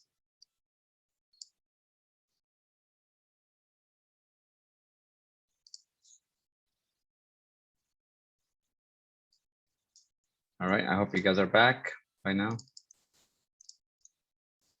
I think we can use this at work. Yeah, this is something that it really depends, right? It really depends. So you guys probably know this term, something is better than nothing, right? So if you join a company and they don't have any automation whatsoever, and they're looking at you, oh, you seem like you know Selenium and automation. And you go in and you literally write it just like the way that I did, and you keep writing the test case, and now you ended up with like 50, 20, 30, whatever, like 100 test cases, and it's actually providing some benefit to the team. Then yeah, definitely you can use.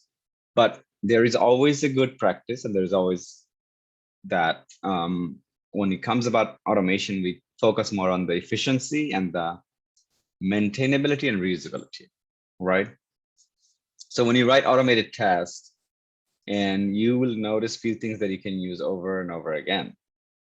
And that's something that you want to make it in a way that you can use it onto another test instead of writing it again. So if I know that I have to, like, for example, this much probably 1, 2, 3, 4 lines is going to be used on most of my tests, right? And I know this is something that I have to do. Do I copy and paste to all of my tests, or do I just create a method, right? Do I just create a method and then use that method, right? So I'm going to create the method right here in the same class, and then we'll use it probably, right? We'll use it here, and then we'll relocate the method to another class, so that way it looks more and more cleaner. So if you create a method, you say public void, because we're not looking for any return. And then I have to give it a name, like, for example, let's just set up driver and stuff. And this method doesn't take any return. And that's it, right? So now at least up until here, I can take. Okay, and then I can go ahead and put it in here. And now notice, like, it's upset.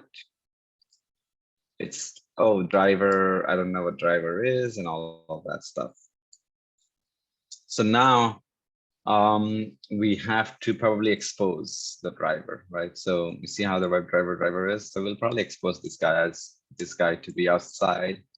Other classes, it has access to all of them. And then we have to, since we already declared, we don't need to.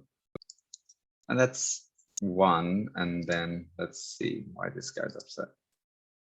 Should have access to it.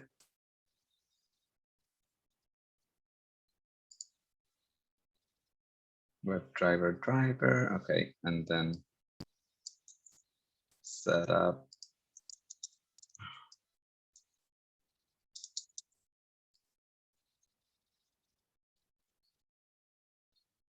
Oh, public void static. Okay, If I make this setup static, okay, that's good. Then I can use, but the thing is the driver's still upset on usage. Okay, this is right there.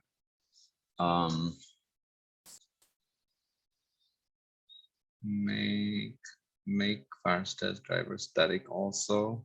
No, I don't make static. So 6 usage, where is it going to? Driver, see, like, why is it red?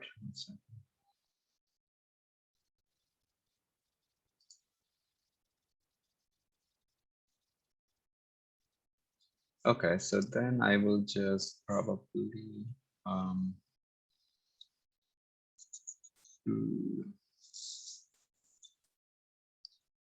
okay.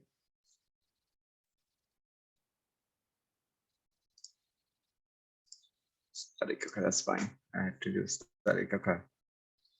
So I put that driver variable outside, and then what I did is, because we have method within the same class, so this is a method, and this method we will use over and over again to go to Google, right? So now what if I just don't want to go to Google all the time, right? What if I want to do somewhere else? So I can just say URL, right? And I can say this is a string, right? So string URL as a parameter.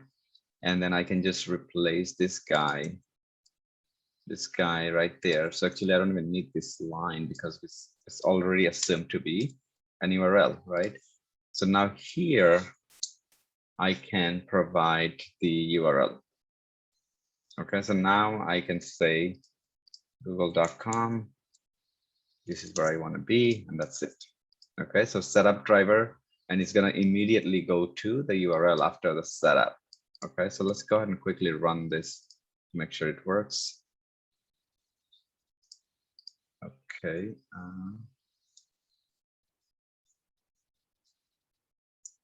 Okay, and done, right? So it did the same thing. Notice how cleaner my test looks, right? The test itself is more cleaner. What wouldn't it be better if we just don't even have this here in this page, but we just call the word setup driver, right? So we're going to relocate this, but for now we will keep it here, and we'll write another test now. Okay.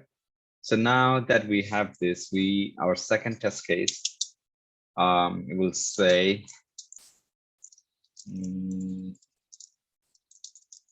test, for example, and now we want to do the same thing.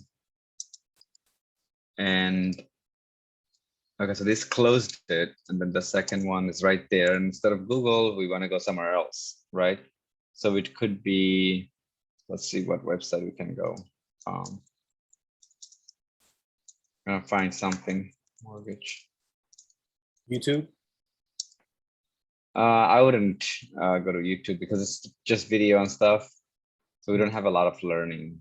We need somewhere where we have a lot of fields. Okay, so maybe this guy right here.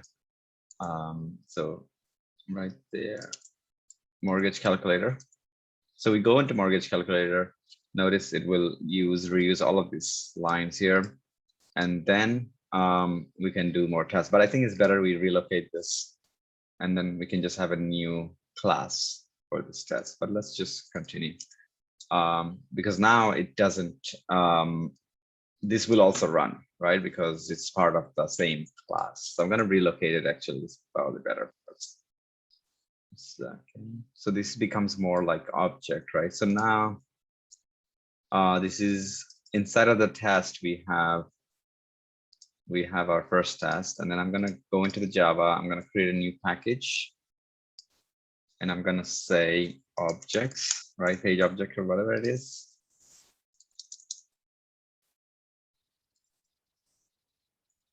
Objects is fine. And then inside of the objects, I can say class, and I can say like page objects maybe. And then we will take the driver initial setup right there. And now this is red, it's okay. Okay, and then you see, like, it doesn't know what driver is in this case, right? So we're gonna say web driver. So now it's all good. Two related problems. Let's see. Okay, setup driver. So it's trying to, like, the IDE is trying to help me at this point to get everything set up, but we also need to expose the driver so that way we can use it, right? So now instead of like, so we need to basically say driver here too. So web, we need to make two parameters, right? Web driver, and this, right? So because like we don't want, we need access to this driver. We can't just simply enclose it and not use it like this. So now we got the web driver and URL. So we have two parameters for this guy. And now we can use it, right? So we go into the first test and see why the first test is upset. And so I'll take this out for now. And you see like how this guy is upset now. It's because we need to say where we're getting this method from. Extend, we're gonna say page object, right? This is where we're gonna get it from. So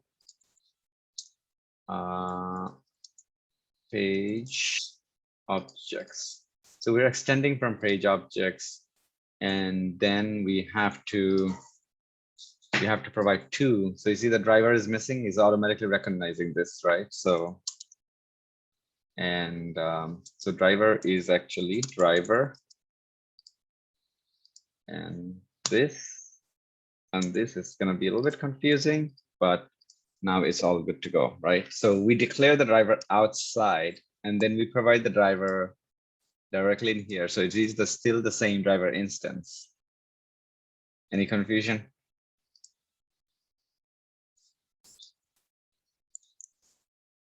So if I ask you guys a question, you guys will answer. If I needs to be no longer in use.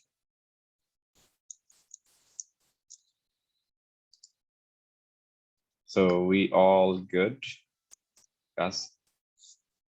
So we still need to create an object, right? Because whenever so this seems like it's working fine and everything, but we still need to create the page object, what's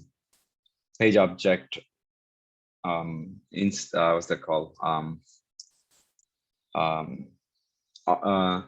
Page object is the name, but we still have to create the object within the class in order to use it, right? So now I will do that by saying, let's say, object.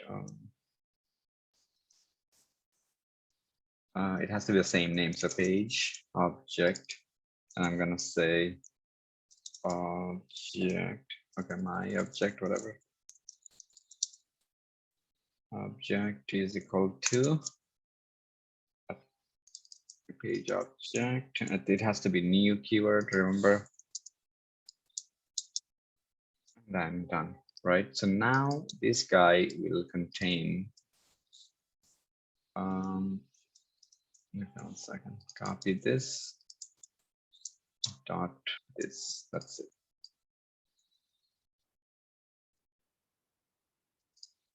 Okay, make that static too, and then we're good to go. Okay, so let me just go and run this to make sure it's working.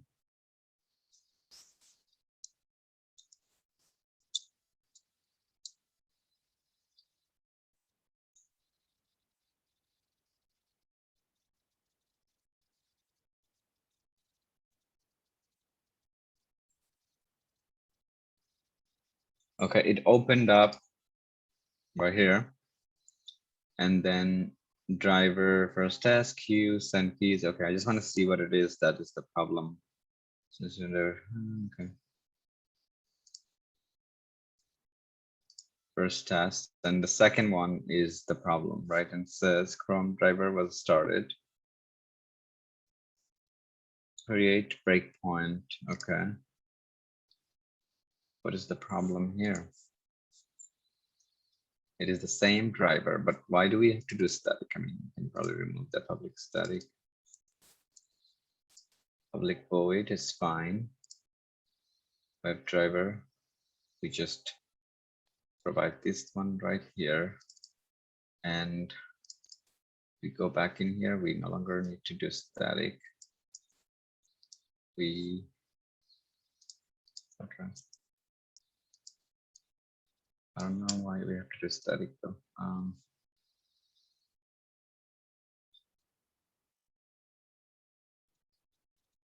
Extend this.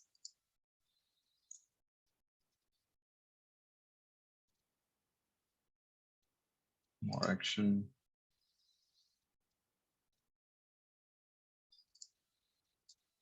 Non-static. Okay, that's good because that's why it had the problem.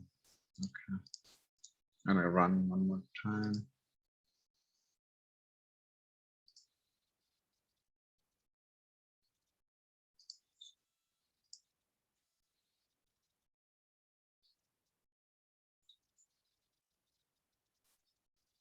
Main method is not static in the class. First, please define that as public static void main.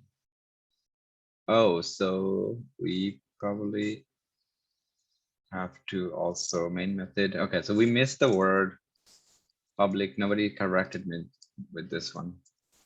We're running with this for so long, right? On top of that, we're writing outside all this time. I am making mistakes, guys. Nobody's correcting me.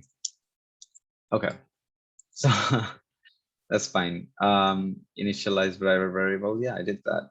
What else do you guys need? Okay, and then this is the driver. Okay, now this has to be outside for sure. And then, so this is fine. And then we have this one gotta be also outside.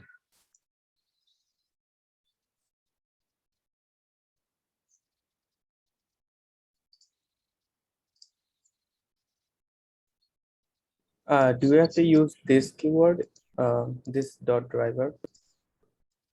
No, I don't have to actually. Let me see one more time running this.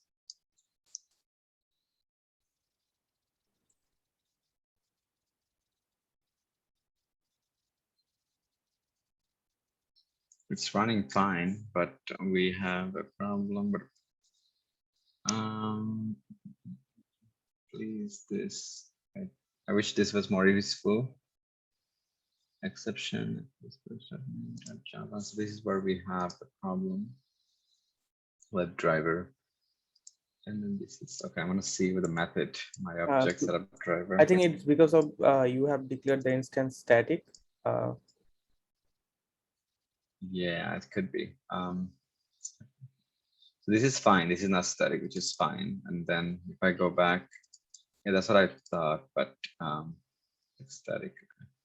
Class. Okay, so I think this needs to be non-static. Also the web driver. Let's see. Gives me, okay, it just gives me a lot of problems. Let me see. Make main not static. Okay. What is this? Create my object of non-static. All right, perfect. Okay, let's see. But then it's failing the whole test. It has to be static.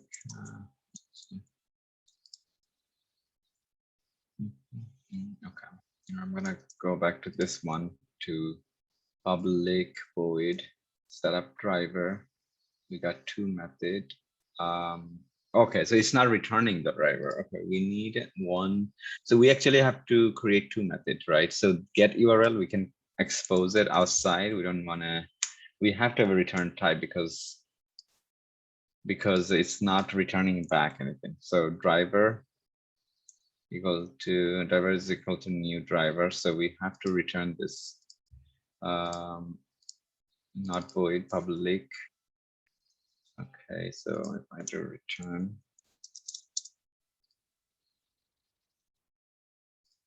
this web driver. That's good. So it will return the web driver, and the URL will put it into another method because that's one. This was one of the problem. Oh, return new driver. Okay, that's good. Okay, that's good. So driver is equal to, okay, that's fine. Then we go back in here. We got that. And okay, so we don't want this for now. Set up the driver.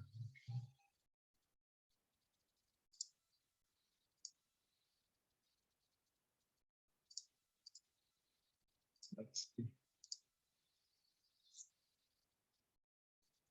So let's open, and then we still have to do driver.get.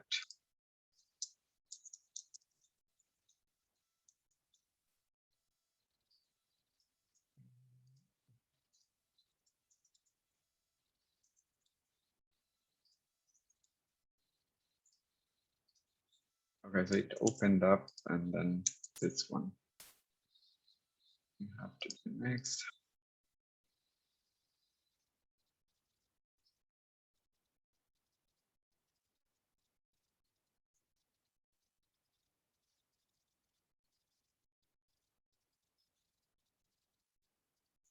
Yeah, it's definitely because of static. I never had to declare this as static. Also, I think on line number 14, you need to receive the driver, like you have to set the driver which was returned from another page, I guess. Right. Yeah, so no, we have to put it into a variable. Yes. So, no, Okay, you could just that's write driver equal to my object setup driver. I think that would work. so web driver, because I'm exposing that outside, and we can also do this.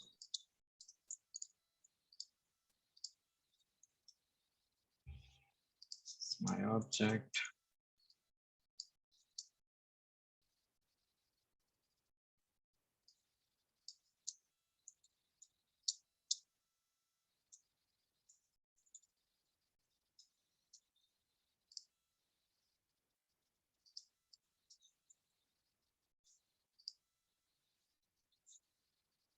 Here.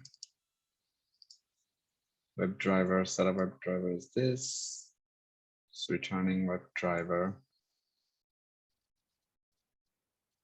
Inherited, okay. Right here, okay.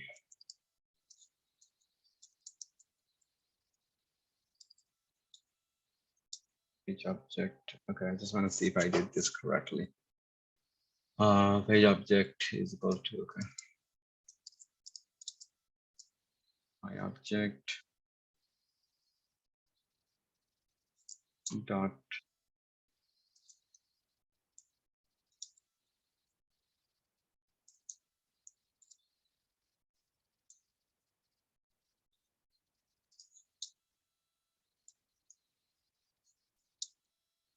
setup web driver, this cannot resolve symbol driver. Okay, so what we are sending? Web driver. Okay, so it has to be a web driver to send. Okay.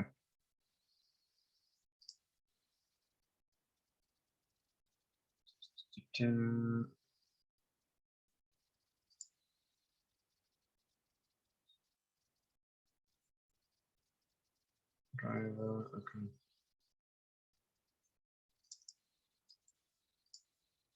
Okay, so now where we are.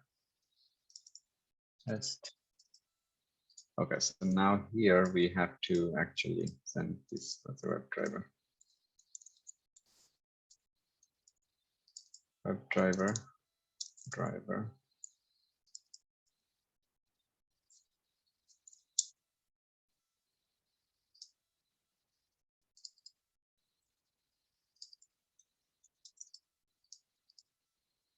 6 usage, that's fine.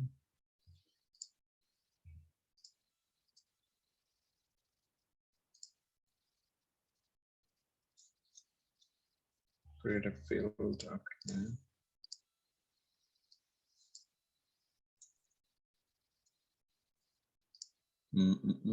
Okay. Do we even have to pass it? That's the question. Okay, so if I do this return driver, so web, because we're having a return already, right? So web driver is equal to new from driver. This is our driver, and then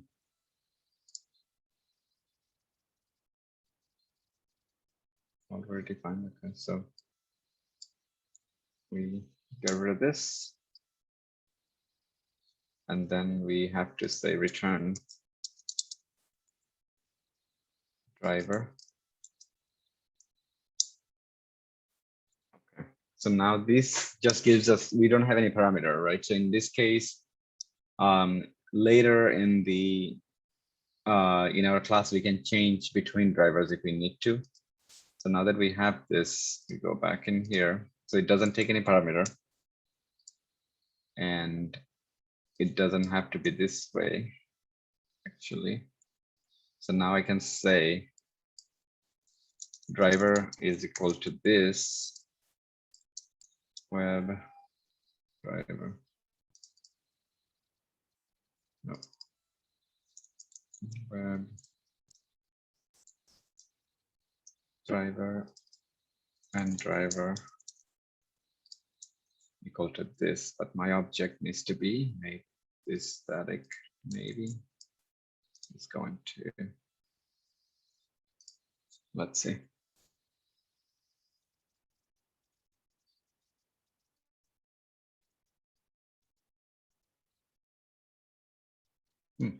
Is it running?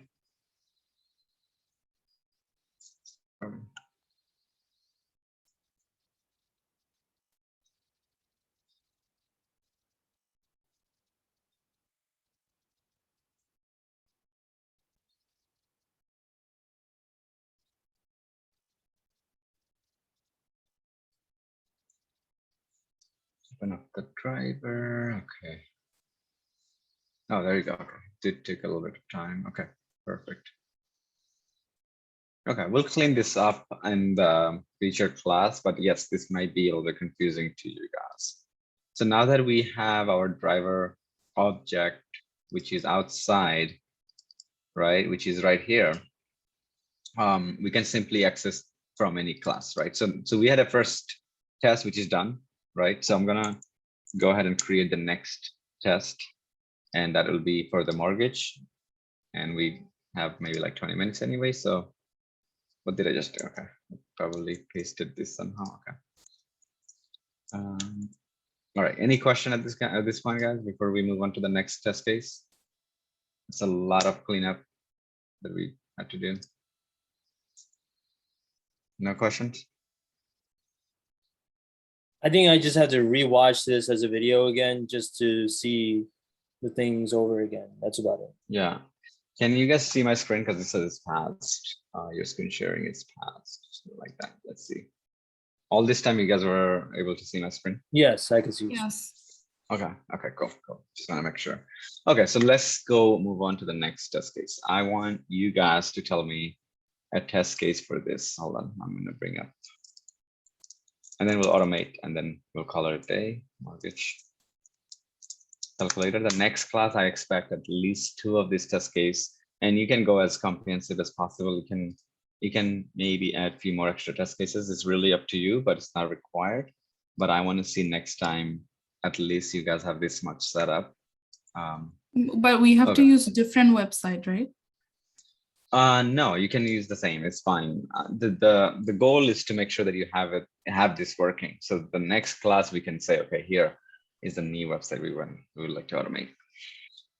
Okay, so now this is your mortgage calculator. Give me a test case, manual test case, and then we'll automate.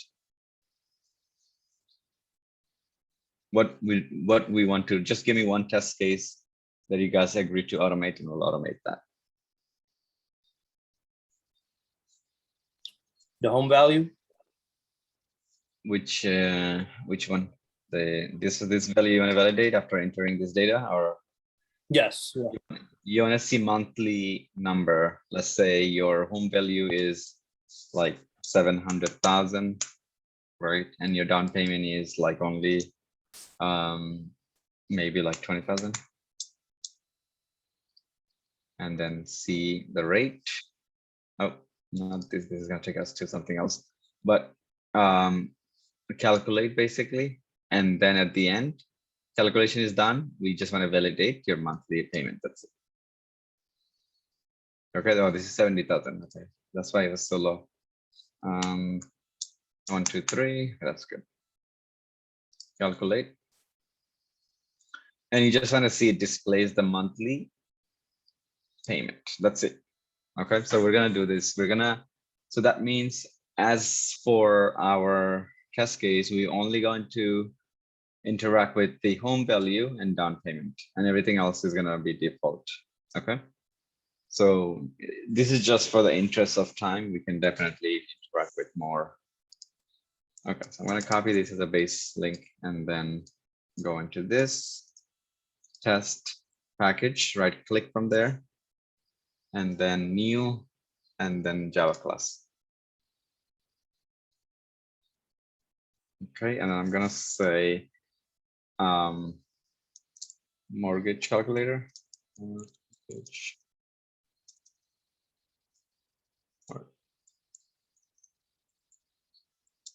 Calculator. And I'm making a mistake here, right? Any Yes, mistake? the first letter has to be capital. There we go. Because some of you guys will have this problem. You'll see nothing works, and then we sit down and it'll be just a single small issue. Okay, so waiting for my computer to load. Okay. So we got that. We need the main method. So now what I will do, since I already have a test case for the interest of time, I'm gonna just grab the main method from here and then at least the extend also. So extend and then main method, and then we go from there.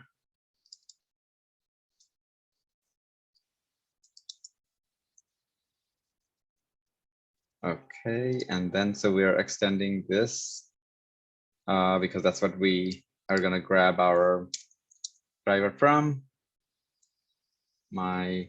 So I'm gonna have to declare the driver again. So just like this, go back to this one, driver. We can even put it outside if anything. If we have more than one test case, we'll put it outside the main method. So this is, okay. This is our driver. Okay. So now I can say the driver to do something. So what if I do something like this? Instead of driver, say browser. Browser.get and get me that URL, right?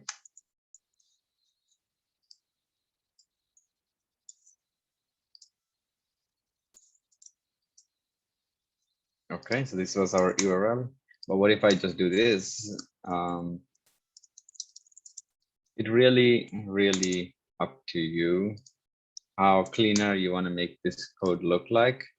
But also when you join a company, you're going to see your manager, your lead, whoever is the person who contributes more to this framework, have a norm, have a coding standard. And even for naming your variable, you will say, okay, wait a minute, I don't like the name. You follow a norm.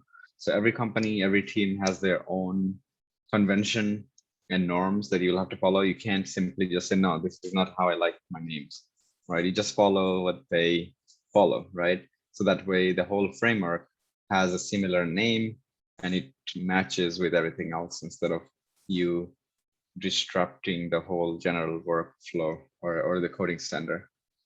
Sometimes you'll feel like you're helping when it comes about writing automated tests, but if you wrote the wrong test, if you wrote the wrong way, you're not helping. You actually made it difficult, because now what's going to happen, you're going to cause more failures.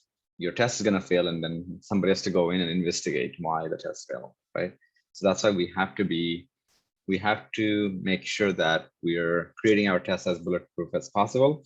And we'll talk about those. Okay, so since we're writing a new test, I would like to just go over the locators first. And we only talked about one locator, which was name.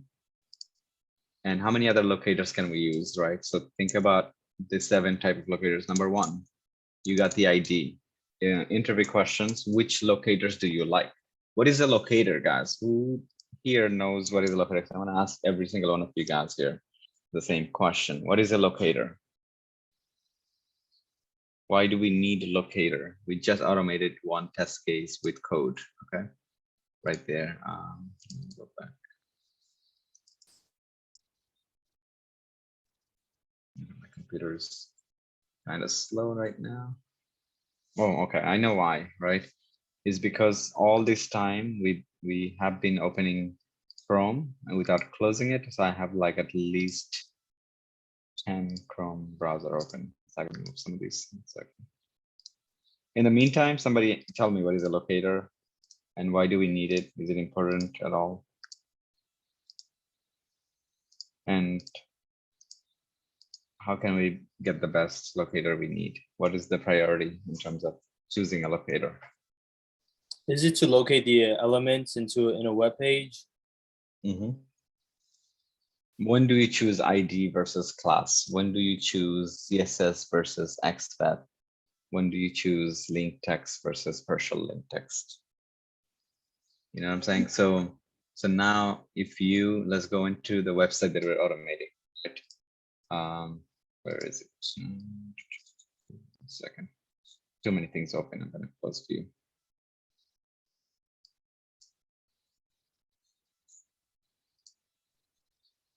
Also, previously you said we have to choose the unique.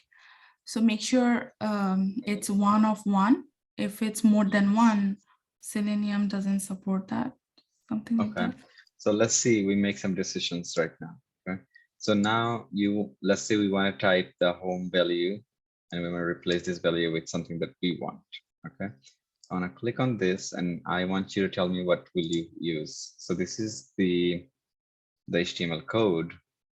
What can you use here as a locator to write something? We can use class ID. But which one do we choose? Obviously, I'm asking this question doesn't mean that I'm expecting for you guys to answer. I'm gonna like answer, but at least some of you guys know it. That's why I'm trying to see if you guys can answer it first. So you have an ID, you have a class, you have a type, you have steps, you have name, you have value, you have placeholder, you have size, and these are all of the available options to you. On the left side, right here, that is not with quotation, it is called attribute. And on the right side, with the quoted, double quoted, is the value of that attribute. That could be a string. So this is string value right here for the attribute ID. Now, what does Selenium understands? Does Selenium understand class? Yes. Does Selenium understand ID? Yes. Does Selenium understand type? No. Does Selenium understand step? No. Does Selenium understand name? Yes. Value? Yes. Placeholder? No. Right? So now I'm going to teach you guys like a few things here. So we got the ID, we got the class. I'm going to say, what does Selenium understands, right? It knows what class is. It knows what value is. No, it doesn't. Locator doesn't do value. Okay, it knows what value is, but it doesn't use value as a locator. So we'll get to that. Name. It knows the link text. Okay, it can also use partial. Yeah, partial link text. And you said name. And what else? 6 is this right here, input right there. That's called DOM, HTML tag, right? It knows the tag also. Okay, so 6, 7. Okay, let me just Google it because it's hard to get the same order, right? I can probably tell you guys, but so Selenium. Selenium locator to get the right order in which give me a list. Okay, all right, there you go. So ID, name, class name, tag name, link text, partial link text, CSS, and expat. So these are the ones. So I'm gonna write it in there for you guys right here.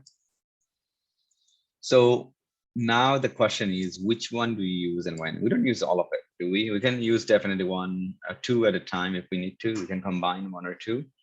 But what do you choose? Which one do you choose to use for your automation? When do you come to a conclusion, I'm going to use an ID versus I'm going to use an expat or CSS? What kind of determination, what kind of mindset do you need to have in order to choose? So if the value is dynamic, we have to use something that Okay, is static. so then dynamic is being one part. What else?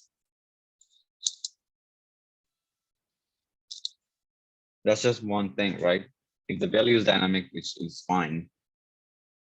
What else do we have to consider?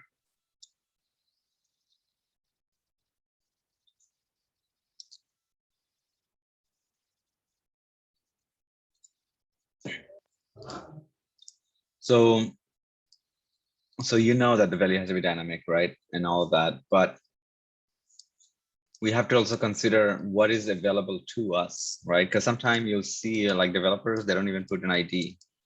They don't have to, do they have to? And they don't, right? So ID is missing. Then now what? ID is no longer there. Okay, class, let's remove the class too. And then class name is not unique at all, right? So you can't even use the class name here, but let's remove the class name also. Okay, so now we don't even have the class name. We don't even have the class name anymore. Type, we cannot use. Selenium don't understand what type is.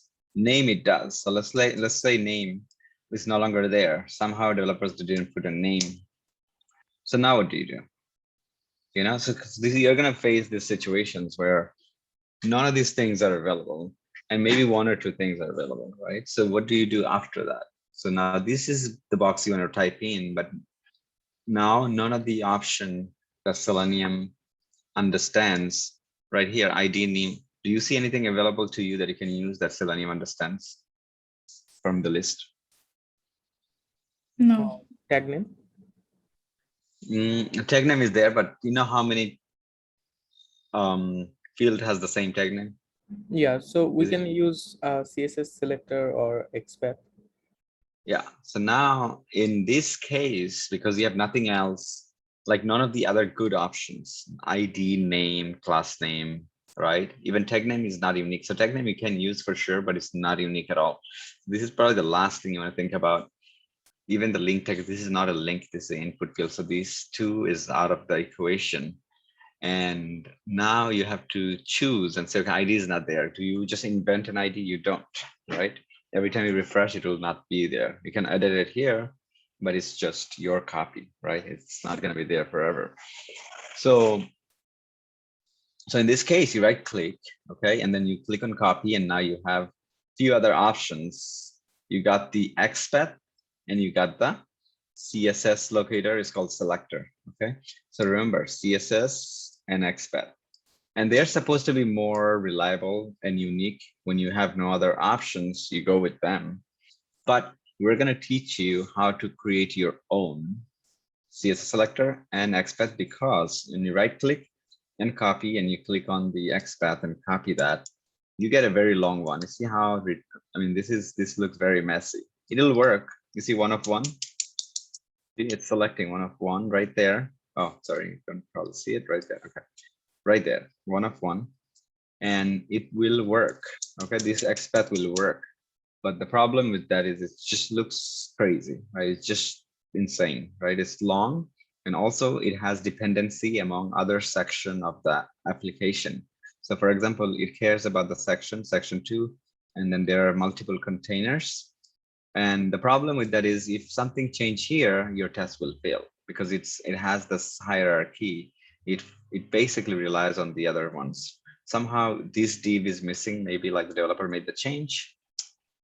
And now your expat is no longer relevant, right? It doesn't work. And that's why we have to create a dynamic expat ourselves.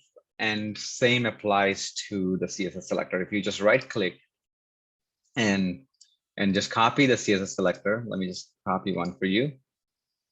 Copy selector, and you'll see that it is pretty long, right? It is pretty long. And if something change, if developer change something else on the other page, somewhere in the top of the page, then it will not work. It will break the chain, right? Because it is following hierarchy.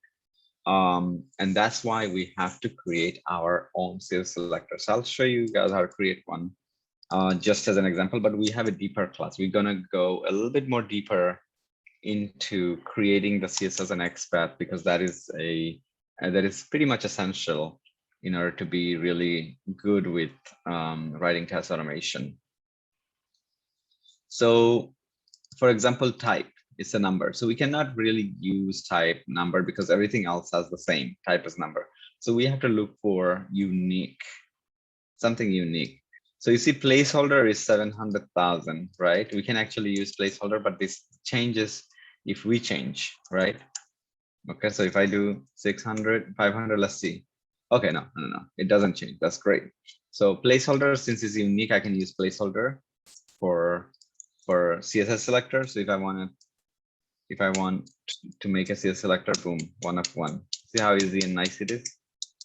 I can use placeholder just like this. So we're gonna go more deeper like this, but for now, just stick to the ones built in. If you have available ID, then use it.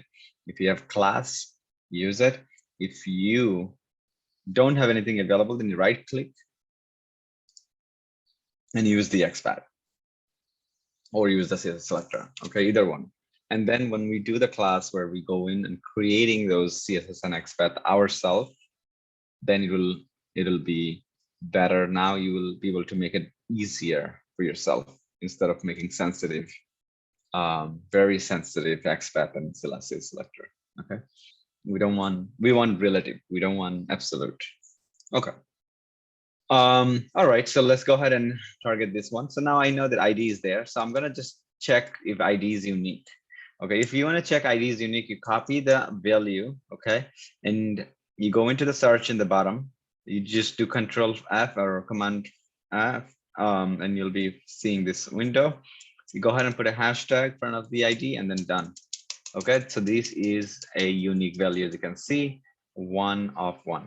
Okay, so now I'll go back in here and we got to go to our mortgage calculator. This is where we went. We want to, first thing first, we want to say driver.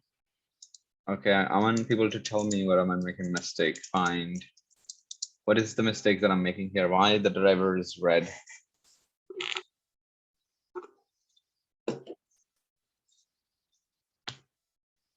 Who can tell me?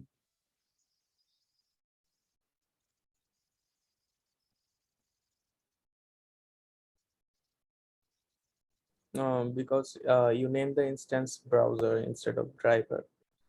Exactly. So for this test, I decided to have a different name for my driver, which is browser. So I have to stick to that, right? And now I can just go ahead and the naming is like, it's up to you. I just wanted to do this because so that way you know that naming is not coming from, let's say like, oh, it has to be this. It doesn't have to be. You can change it however you want.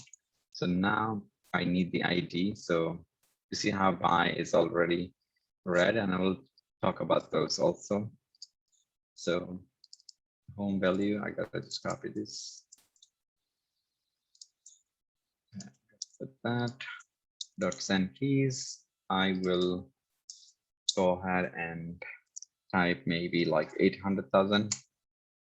1, 2, 3. Okay, and then the by is red. So anytime you see red and you hover, you have to hover over it and see if you get an option for import. Chances are you didn't import all of the components. So now I import it.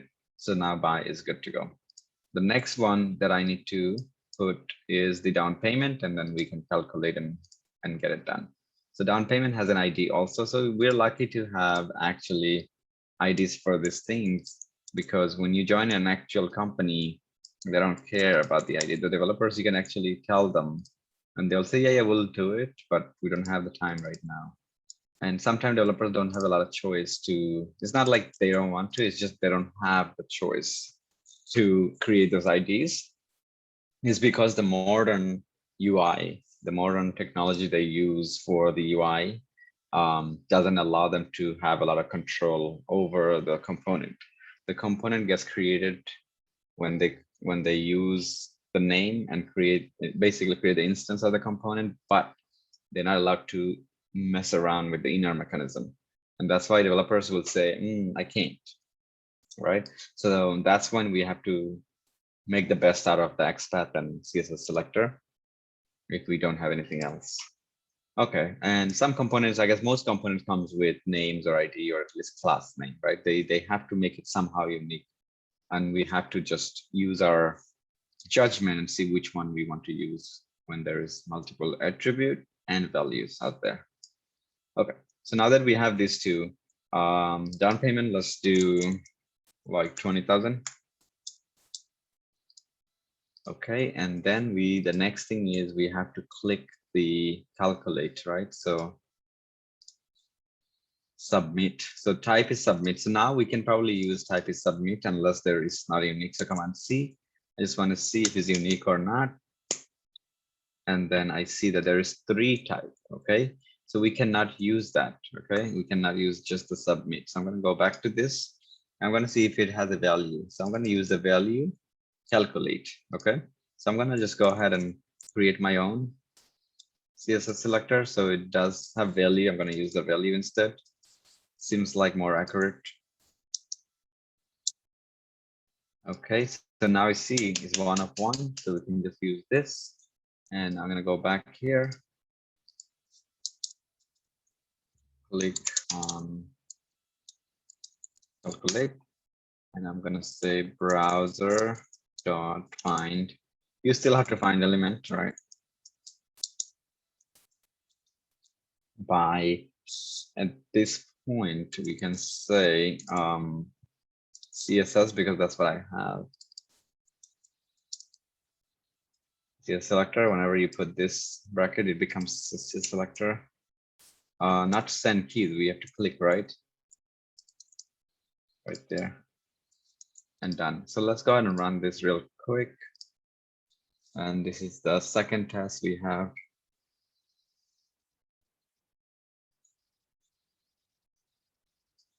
It's running.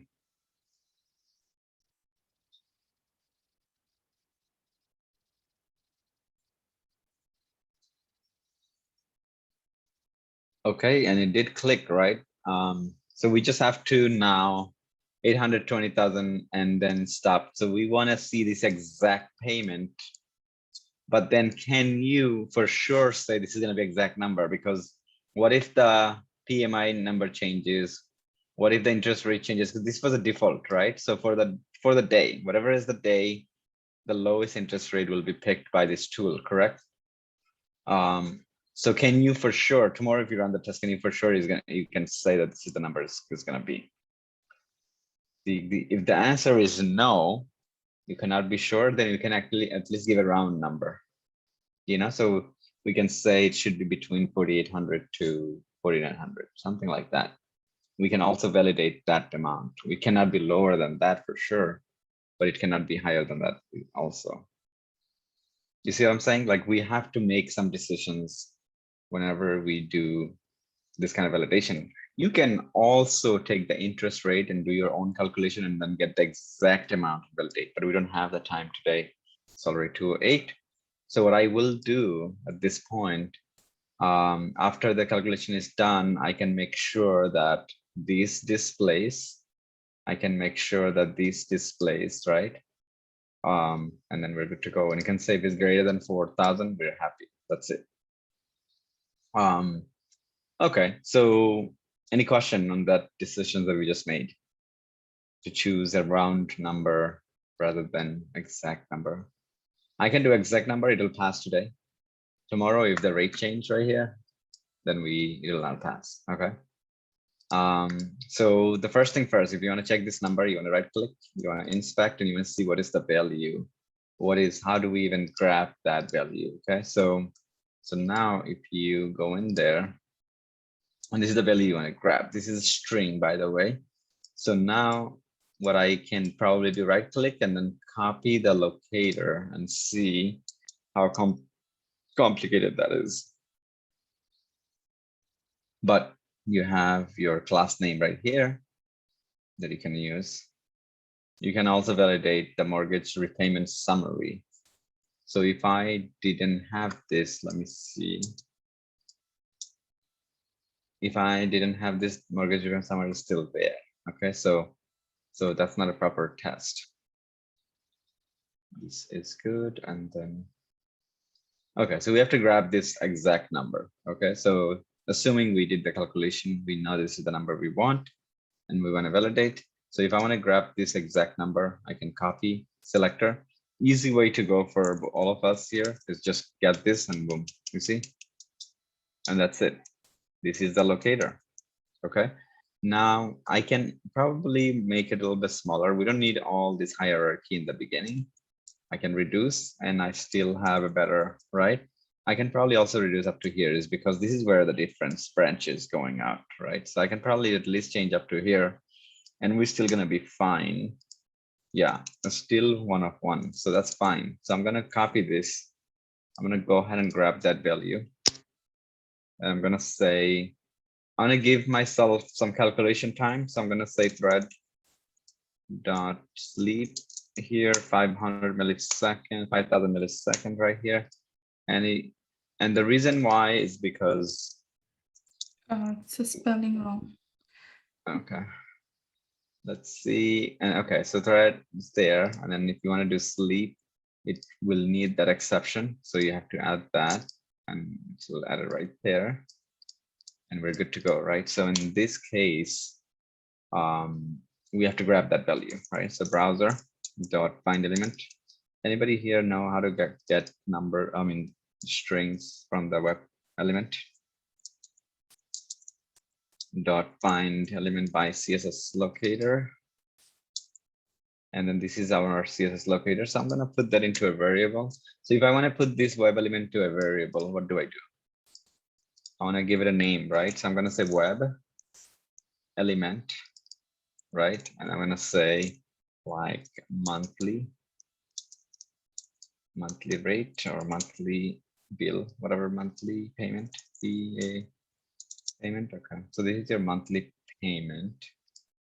And this is inside of a variable. So now if I want the amount, I can just say monthly payment dot get text, right?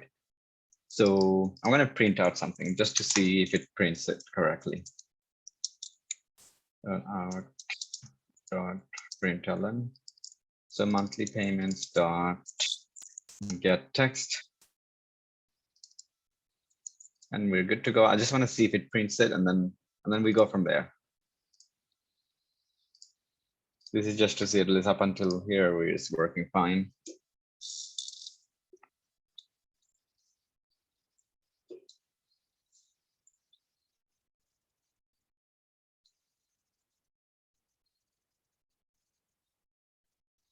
Any question? Because you guys will have to replicate this before the next class. So you have a couple of days. You don't have to do anything extra. If you can't, that's fine. All you got to do, I'm interested in seeing at least 2 tests replicated.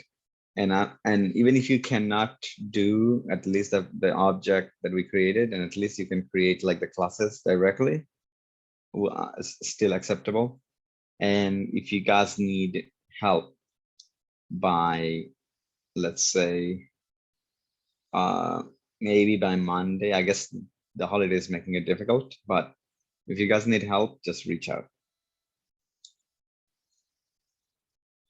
Any problems or at all. All right, so we were trying to printing this, right? And it did print it, okay? So now, can you, okay, so this is the amount that we were expecting. So now that this amount is there, this is actually a string. It looks like number, but it's in a string as far as I can tell. So we got that. If you want to do calculation with this number, you have to convert it into an integer. And we'll probably do it the next class. considering it's 2:15, I'm just going to go ahead and create an assertion here, and we're going to be done. Okay, so assert. So in this case, we have two kind of assertion: assert true, false. We don't have to use that, and we're going to do assert equals. Okay, and then string right there. I see assert equals, and you can just use this guy. So then the first one is expected, I believe. What do you expect? So this payment dot get text will be your actual, right? So expected is basically this one. This is your expected. So I'm going to put it into expected is this. And then your actual is going to be actually this. Okay, these are actual. And tell me why, right? So I'm going to just create a string.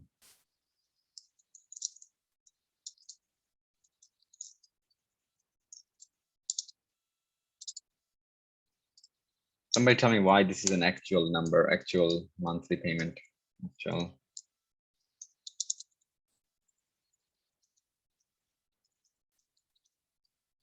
Why this is an actual? Yes. Because it's given on the website. This is we are giving, correct? Yes.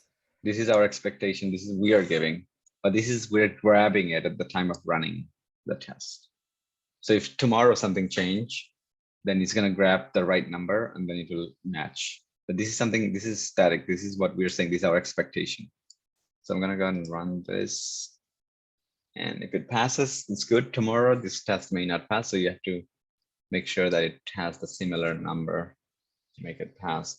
But obviously, when you have a situation like this where the number changes with the market, number changes based on different days or different situation, your test cannot be verifying exact number. You should be rounding up the number, saying, okay, if I get this many, it cannot be above or it cannot be lower. Then I'll be still fine with this calculation. Or the alternative, the better solution would be you grab the interest rate, you grab the home value. You already know what the value that you are providing. You already know what the value for down payment. You grab the interest rate and then you calculate yourself separately on your program and then try to match with what the website is giving you. That would be the better way to validate. So this is getting more complex. Obviously today I'm not going to be able to do that. It's going to be a lot of work. But as you can see, we have pass, right? Hello world. So now there is, where is the hello world coming from actually? So I go into my page object and this is where the hello world coming from. So how do you make this print message more useful for you? So you can just say setting. So you can basically give it a relative name. So that way, you know what is happening when setting up driver. That's what it is, right?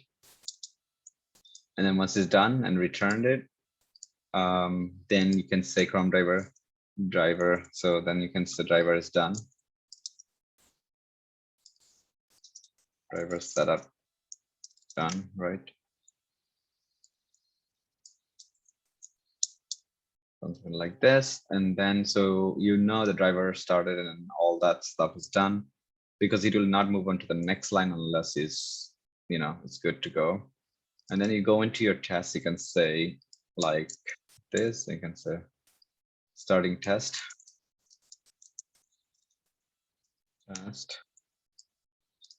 And you can probably even say what test this is. This is for mortgage calculator.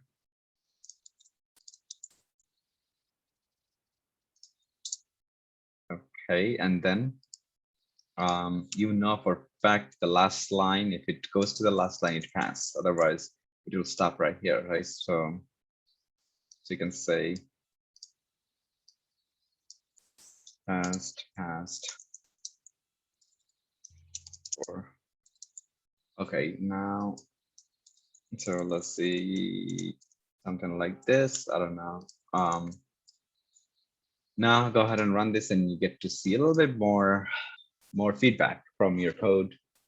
And this is something just for yourself. Like when you run it, you kind of debugging purposes, you see starting test, mortgage calculator, and all that stuff. Let's see.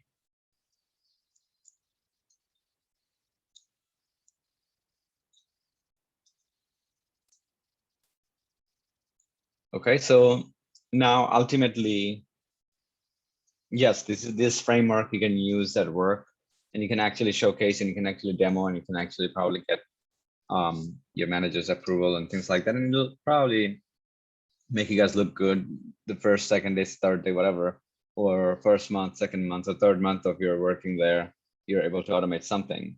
But is this the tool that you want to use, right? So that's one, like, this is again the basics of basic, right? We're gonna go, the next class is gonna be test NG. This was JUnit. So the next class you're gonna realize, whoa, this is much better. Okay. So now you're gonna see that the test is more organized. It's gonna look nice. It's gonna even, it will have a report for your manager to be able to see what tests you ran, screenshots and everything.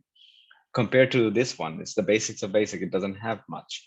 And then there's another framework comes in, and I'm going to teach you that framework where you're going to be like, wait a minute, this is the only thing I want to use because it's so nice. And then there's another one. So it's going to be like one after another. But I want people to realize that the sooner you do your diligence daily, like don't hold it back thinking that I'm going to do it when I get everything together. Just make sure that you do this much, especially for those whose first time doing automated test. And then once we move on to the next classes, it'll be more enjoyable for you. Otherwise, it's going to be very confusing and you may not be able to catch up. And some people try to catch up and it's just going to be really not easy to do that because it's just going to be too much. And yeah, so in the next class, I expect you guys to be able to have at least these two tests. I don't really care if you follow the same structure as long as you have a two class where two different tests is there. And if you follow the same exact way that I did, that is acceptable. If you follow maybe a YouTuber on YouTube, maybe his video is more shorter than mine, feel free to do that. I just care about you creating two test case, and then we move forward. I would say like follow this, that way everybody can stay on the same page. But the next class we're going to do test NG, and then once the test NG is done, we're going to do Cucumber. Cucumber is a BDD, behavior driven framework, and that is going to be the last thing, and that is something that you will also suggest to your managers when you have to choose between different frameworks, because not only is going to be easier for them, but it's going to be easier for you when you developed with BDD Cucumber. And I'll explain why that is probably better. And that tool is something that more, I would say, highly desirable by a lot of company. So your job, basically looking for the job, it'll be easier because now you know the tool that everybody's looking to hire for. There are other tools out there, the brand new ones. You don't have to worry about that because if you know Selenium, you will also know them. The structure is same. It's just that the naming will be different. For example, you have, let me go back to a test. So even if you use another tool, SendKeys, you know SendKeys is for writing something on an input box. Maybe another tool, instead of using SendKeys, they're going to use the word fill. So it's just a matter of knowing the keywords that will be useful to you for automation purpose. And over time, you'll get better. So if you learn Selenium and they're hiring you for another tool, like a robot or any other automation tool, don't get really scared. Just tell them like, yeah, sure, I can adapt to this change, but I will have to brush up and learn different terms and keywords of that framework. And there will not be a lot of differences as long as you know the programming. Programming is the important part here. With that said, guys, enjoy your Saturday, and I'll see you guys on Tuesday. Can I ask you something? Sure. Are we going to cover SQL? Yes, SQL will be covered after. I thought SQL you guys did it already, but we'll cover SQL right after if we didn't do it. Yeah, we didn't do it. That's one. Okay. So we'll cover SQL. SQL is a must, right? So we did Java. We're going to do Selenium and then SQL. And then there are a few other things before we go into marketing and like resume preparation class. All right. Okay, thank you. You're welcome. All right, I'll see you guys on Tuesday. Moving forward, I will do until the Selenium is done. I'll be with you guys for the next several classes. Jewel, do you have 5 minutes after this class so we can talk? If you don't Yeah, you mind. can call me privately. Yeah, that's fine. Call me, text me, or call me privately to the Okay, class. thanks. Okay. All right, guys. Enjoy your Saturday. I'll see you guys next time. You too. Thank